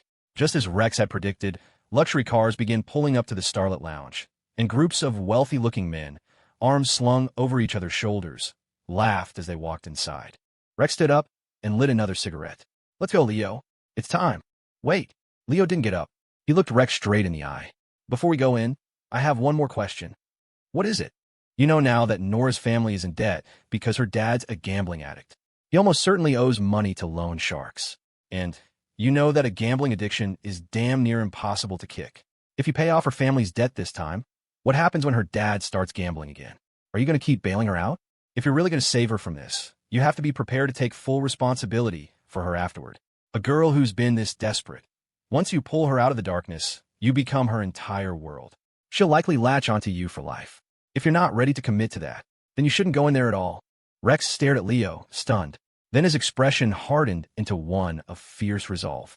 Leo, I might seem like I'm always screwing around, but once I fall for a girl, I'm all in. If Nora will have me, I'm hers for life. All right then, I'm with you. Sensing Rex's determination, Leo said no more. He and Rex grabbed the duffel bag full of cash from the car and walked into the Starlit Lounge. The moment they stepped into the Starlit Lounge, Leo and Rex were plunged into a dreamscape of light and shadow. A colossal crystal chandelier hung from the ceiling, its facets scattering brilliant light like a miniature galaxy, illuminating the grand hall. Warm, golden light and seductive, moody music swirled around them, the bass thrumming deep in their chests. Welcome, gentlemen. How many in your party tonight? A male host in a tailored suit intercepted them before they even reached the front desk. Rex, a cigarette dangling from his lips, raised an eyebrow at the host. Just the two of us. Do you have a reservation, sir? No. In that case, Rex took a drag from his cigarette and blew a plume of smoke into the host's face, his eyes narrowing. Skip the sales pitch. We're here for a good time, but we're requesting a specific girl. The host blinked. No reservation, but a specific request for one of the hostesses? That wasn't how regulars operated. He sized up the two young men in front of him. They looked like students. His guard immediately went up. I'm sorry, sirs, but without a reservation, we can't accommodate that kind of request. Rex ignored him. Her name is She. It's her first night here. Send her to our room. What? The host's friendly demeanor vanished, replaced by a cold professionalism. Using a hostess's real name was a major taboo. It was clear these two weren't here for the usual reasons. He reached for the walkie-talkie on his belt. Leo, who had been watching him closely, clamped a hand over the host's. Not so fast, he said with a calm smile. Why don't you let my friend finish? Yeah, what's the rush, buddy? Rex said, his voice deceptively casual. He unzipped the duffel bag, pulled out a thick wad of hundreds, and slapped it into the host's chest. We're not here to cause trouble. We're just looking for someone. She. Send her over. The host's eyes darted to the cash in his hands, but he held his ground. I'm sorry, sir. That's against our policy. TSK. Annoyance flashed across Rex's face. He peeled off another, thicker stack and threw it at the host. Get She for me. The host hesitated. Sir, get She. For me. This time, Rex threw an entire band of bills, $10,000, at him. Even Leo was taken aback. Now he understood why Rex had insisted on cash. This was how you used it. He glanced at Rex's profile. The disdain and amusement in his expression were completely foreign, like a character from a movie playing the part of a jaded, wealthy heir. Oh, I understand, sir. I'll see what I can do. The host, now cradling a small fortune, finally caved. A couple grand was one thing, but this was more than he'd made in months. All he had to do was call a girl over. What was the big deal? Besides, specific requests weren't unheard of. They were just reserved for VIPs. But with enough cash, anyone could be a VIP. The host stepped aside and spoke quietly into his walkie-talkie. A moment later, he returned, his face a mask of apology. Sirs, I'm very sorry, but the young lady you're looking for was just booked by another party a few minutes ago. Perhaps you'd like to see. Booked? Rex's pupils contracted. He threw another $10,000 stack at the host. Take me to her room. Sir, I can't. Rex threw 3 more stacks, his eyes turning red. The host's resolve crumbled. With this much money, he could afford to get fired. This was half a year's salary. He could find another job. He gritted his teeth. Room B311. But I can't take you there. You'll have to go yourselves, or my manager will see me. That's enough. Rex cut him off and stormed toward the elevators with Leo right behind him. Inside room B311, a man named Richie was leering at Nora, who stood frozen in front of him in a short skirt. Hey, gorgeous. I hear it's your first night. What are you standing over there for? Come sit with me.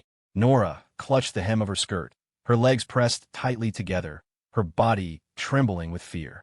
She thought she could do this, thought she could stomach this kind of work. But faced with a man old enough to be her father, her defenses shattered. She wanted to run. Seeing her silence, Richie got up and approached her. Hey, don't be scared. I'm not that kind of guy. I won't touch you. Just have a couple of drinks with me. Really? Just drinks? Nora asked, looking at him with a naive hope.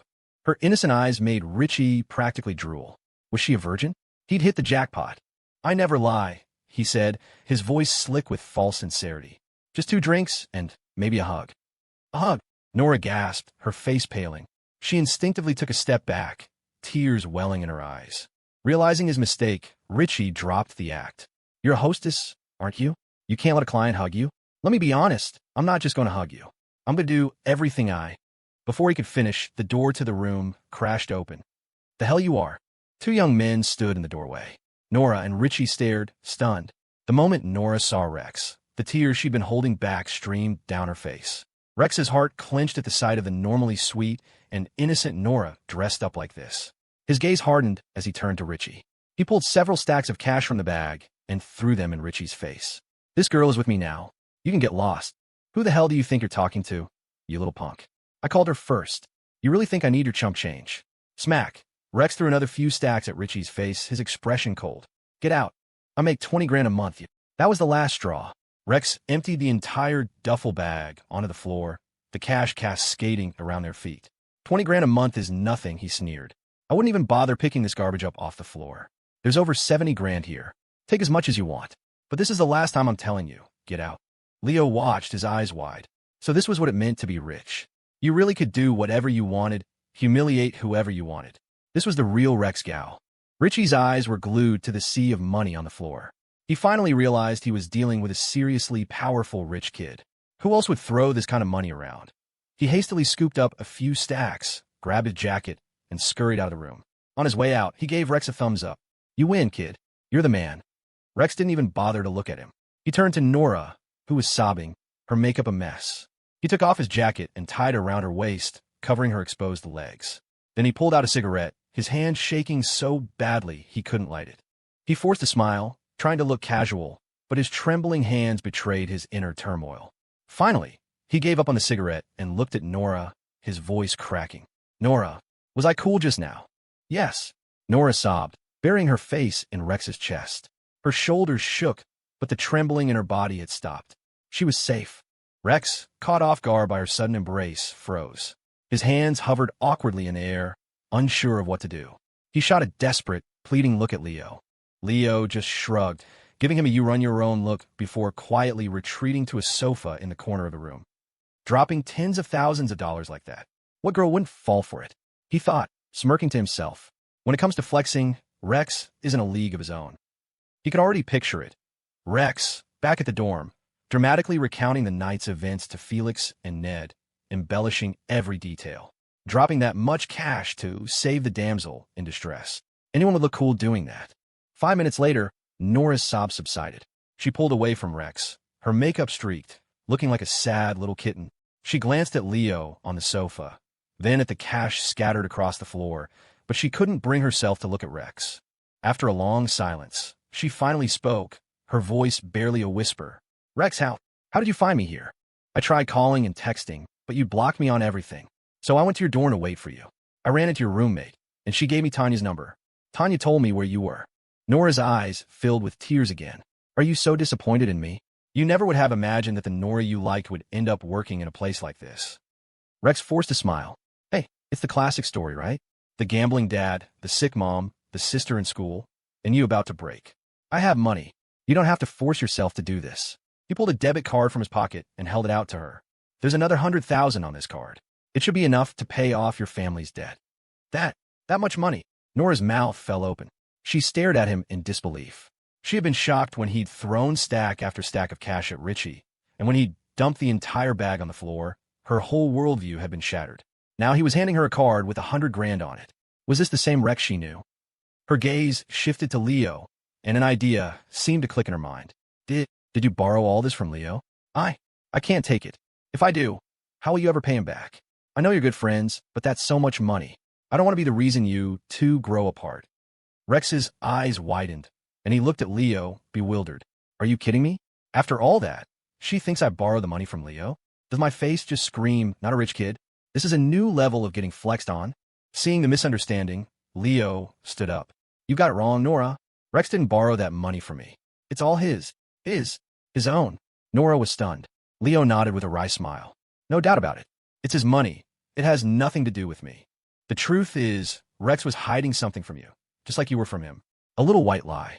You didn't tell him about your family's debt or your job, and he didn't tell you that he's a trust fund kid. His dad is one of those CEOs you can look up online. Nora's mouth formed a perfect O. After a moment, she looked at Rex, her expression a mixture of emotions. So, you lied about being from a normal family because you were afraid I was a gold digger? Sorry, Nora. It's not that I thought you were after my money. It's just, I've met too many girls who only wanted to be with me for that reason. I just wanted something real with you. So, will you accept my confession now? Tanya told me you like me too, that you only pushed me away because you didn't want to burden me with your family's debt. Nora's face crumpled. She bit her lip, fighting back a new wave of tears. Then I really can't be with you, she said, forcing a brittle smile. The moment we get together, I'll be taking all this money from you. I can't do that. Rex, maybe you didn't understand last night when I said I wasn't good enough for you. But you must understand now. It's not just the debt. I'm the kind of girl who is willing to debase herself and work as a hostess in a place like this just for money.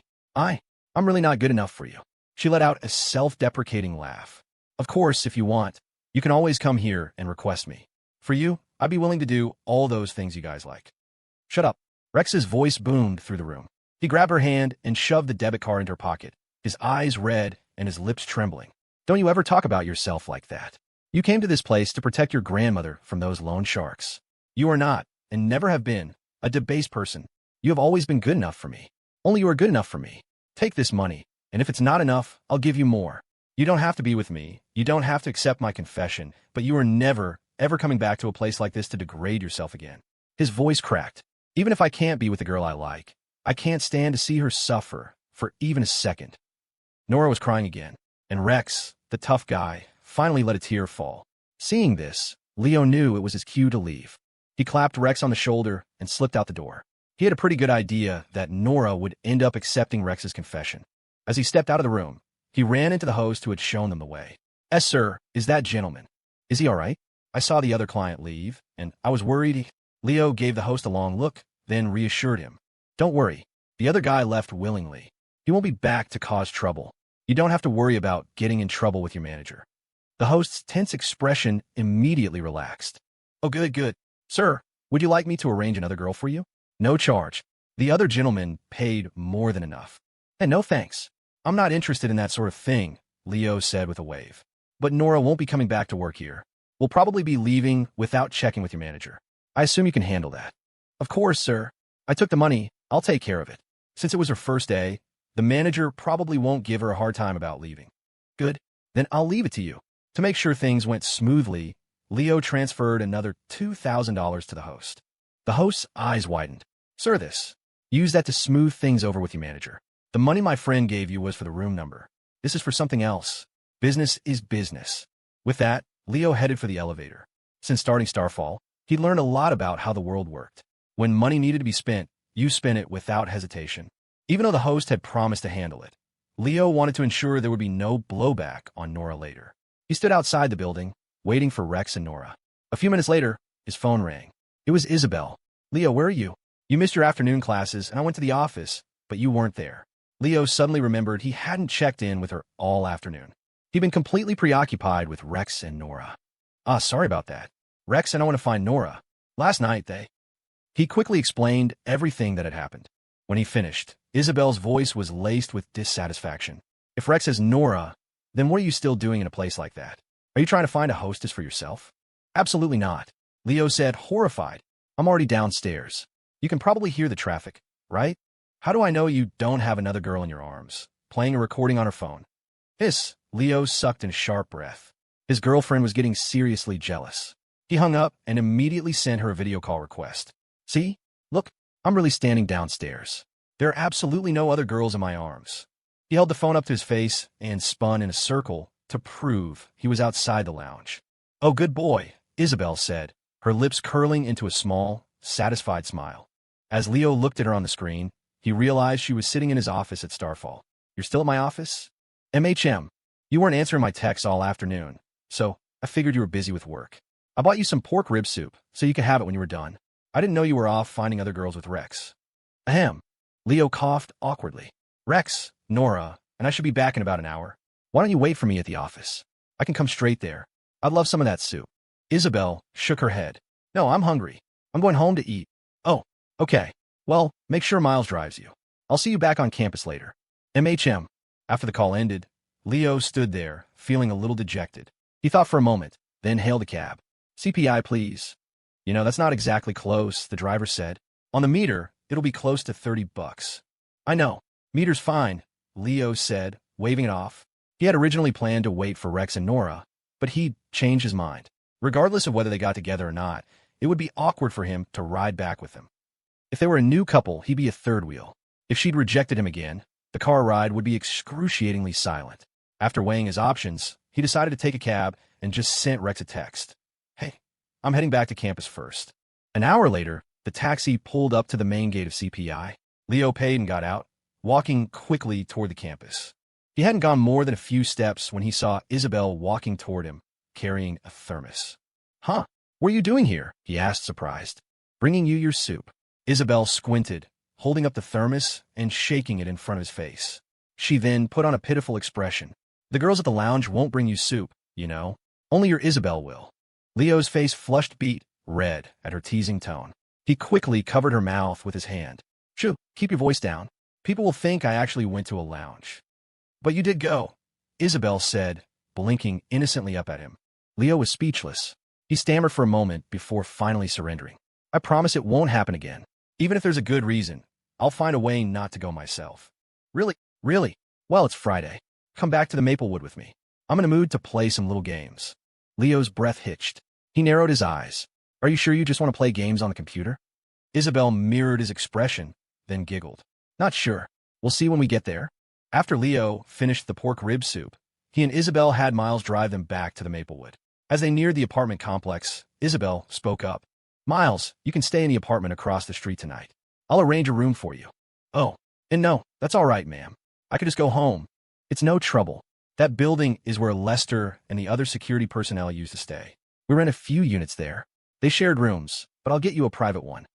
Ma'am, Miles, just accept it, Leo interjected. As Isabel's personal driver and bodyguard, if she's not staying on campus, you need to be nearby. Besides, you can't sleep in the car all night. It gets cold. Just listen to her. This is the same arrangement Lester had. With Leo's encouragement, Miles finally agreed. Leo and Isabel had a quick dinner at a wonton shop near the apartment, then stopped at a convenience store to pick up some snacks before heading up. As Leo was paying, he noticed Isabel subtly grab a box of Blue Devils from the shelf and slip it into their shopping bag. He pretended not to see. To any outsider, they looked like a normal, respectable couple. No one would guess that after they finished their little games, they'd be anything but. Outside the Maplewood, a few inconspicuous middle-aged men walked past the convenience store. One of them glanced casually at the black SUV Miles had parked by the curb. A moment later, they turned down a dimly lit alley. The four men had met after leaving the military.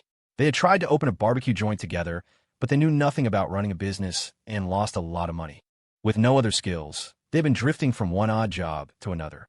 The leader was Frank Bishop. The others were Larry, Sal, and Shane. There used to be two others, but they had families now, so Jonathan hadn't called them for this job. A family was a liability in this line of work. As soon as they were in the alley, Larry, who was balding, spoke first. Frank, this is the place Jonathan's intel mentioned. One of the addresses where they stay. It's crowded here. Yeah, we can't make a move here. Too many cameras, Frank said. We're just scouting, Larry. No need to be impatient. Besides, did you see that black SUV parked on the street? The driver, that young kid, he's got a solid stance. Looks like he's had training. He narrowed his eyes. And that's just the obvious one. I've been tailing that SUV for a couple of days. There are always a few other cars parked a block or two away. They're with him. Those are the lookouts. Shane, the shortest of the group, spat on the ground. Geez, it's like a movie with lookouts and everything. What's the big deal? Most corporate bigwigs just have 2 or 3 bodyguards. Why do these kids need so many? Frank snorted. Idiot. If they didn't have this much security, do you think Jonathan's boss will be paying us this much? You think this money is easy to earn? Sal, have you arranged our exit route yet? We need to have that figured out before we make a move. Don't worry, Frank. I'm on it, and I'm getting the things you asked for. We should have everything in 2 days, max. Frank nodded and pulled a crumpled pack of cigarettes from his pocket, passing them around. The four of them crouched by the wall, smoking in silence. To anyone passing by, they looked like factory workers taking a break. No one would suspect that these 4 unassuming men were plotting something that would shatter several lives. After finishing his cigarette, Frank stood up, dusting off his pants. Larry, go hail a cab. Let's go check out the Thornton estate. According to the map, it's out in the suburbs. Fewer people there. Frank, if it's an estate, there's bound to be a lot of security. Are you sure the 4 of us can? We're just scouting, not making a move. Frank cut him off, annoyed. Why are you asking so many stupid questions? Just do what I say. You think you're smarter than me. Oh, Larry pouted, rubbing his hands together before stepping out to the curb and flagging down a taxi. A moment later, all 4 of them piled in and disappeared into the night. Inside apartment 1003, Isabel's frantic cries filled the living room. Stop, stop. Leo, you're too fast. I can't keep up. Leo, holding a game controller, felt his eye twitch. We're just playing a video game, right? He thought. Are these lines really appropriate? Huh. You used to be able to keep up with me when we played this before, he said. Isabel pouted. Well, it's because you haven't played Fireboy and Watergirl with me in so long. I'm rusty. Well, want to switch to a different game? Leo asked tentatively. Oh. Isabel's eyes, initially confused, suddenly lit up. She nodded enthusiastically. Then a blush crept up her cheeks. On the sofa, she asked quietly. Where else? Leo gave her a strange look. Hearing his confirmation, Isabel's face turned bright red. She bit her lip, her slender fingers twisting the hem of her shirt.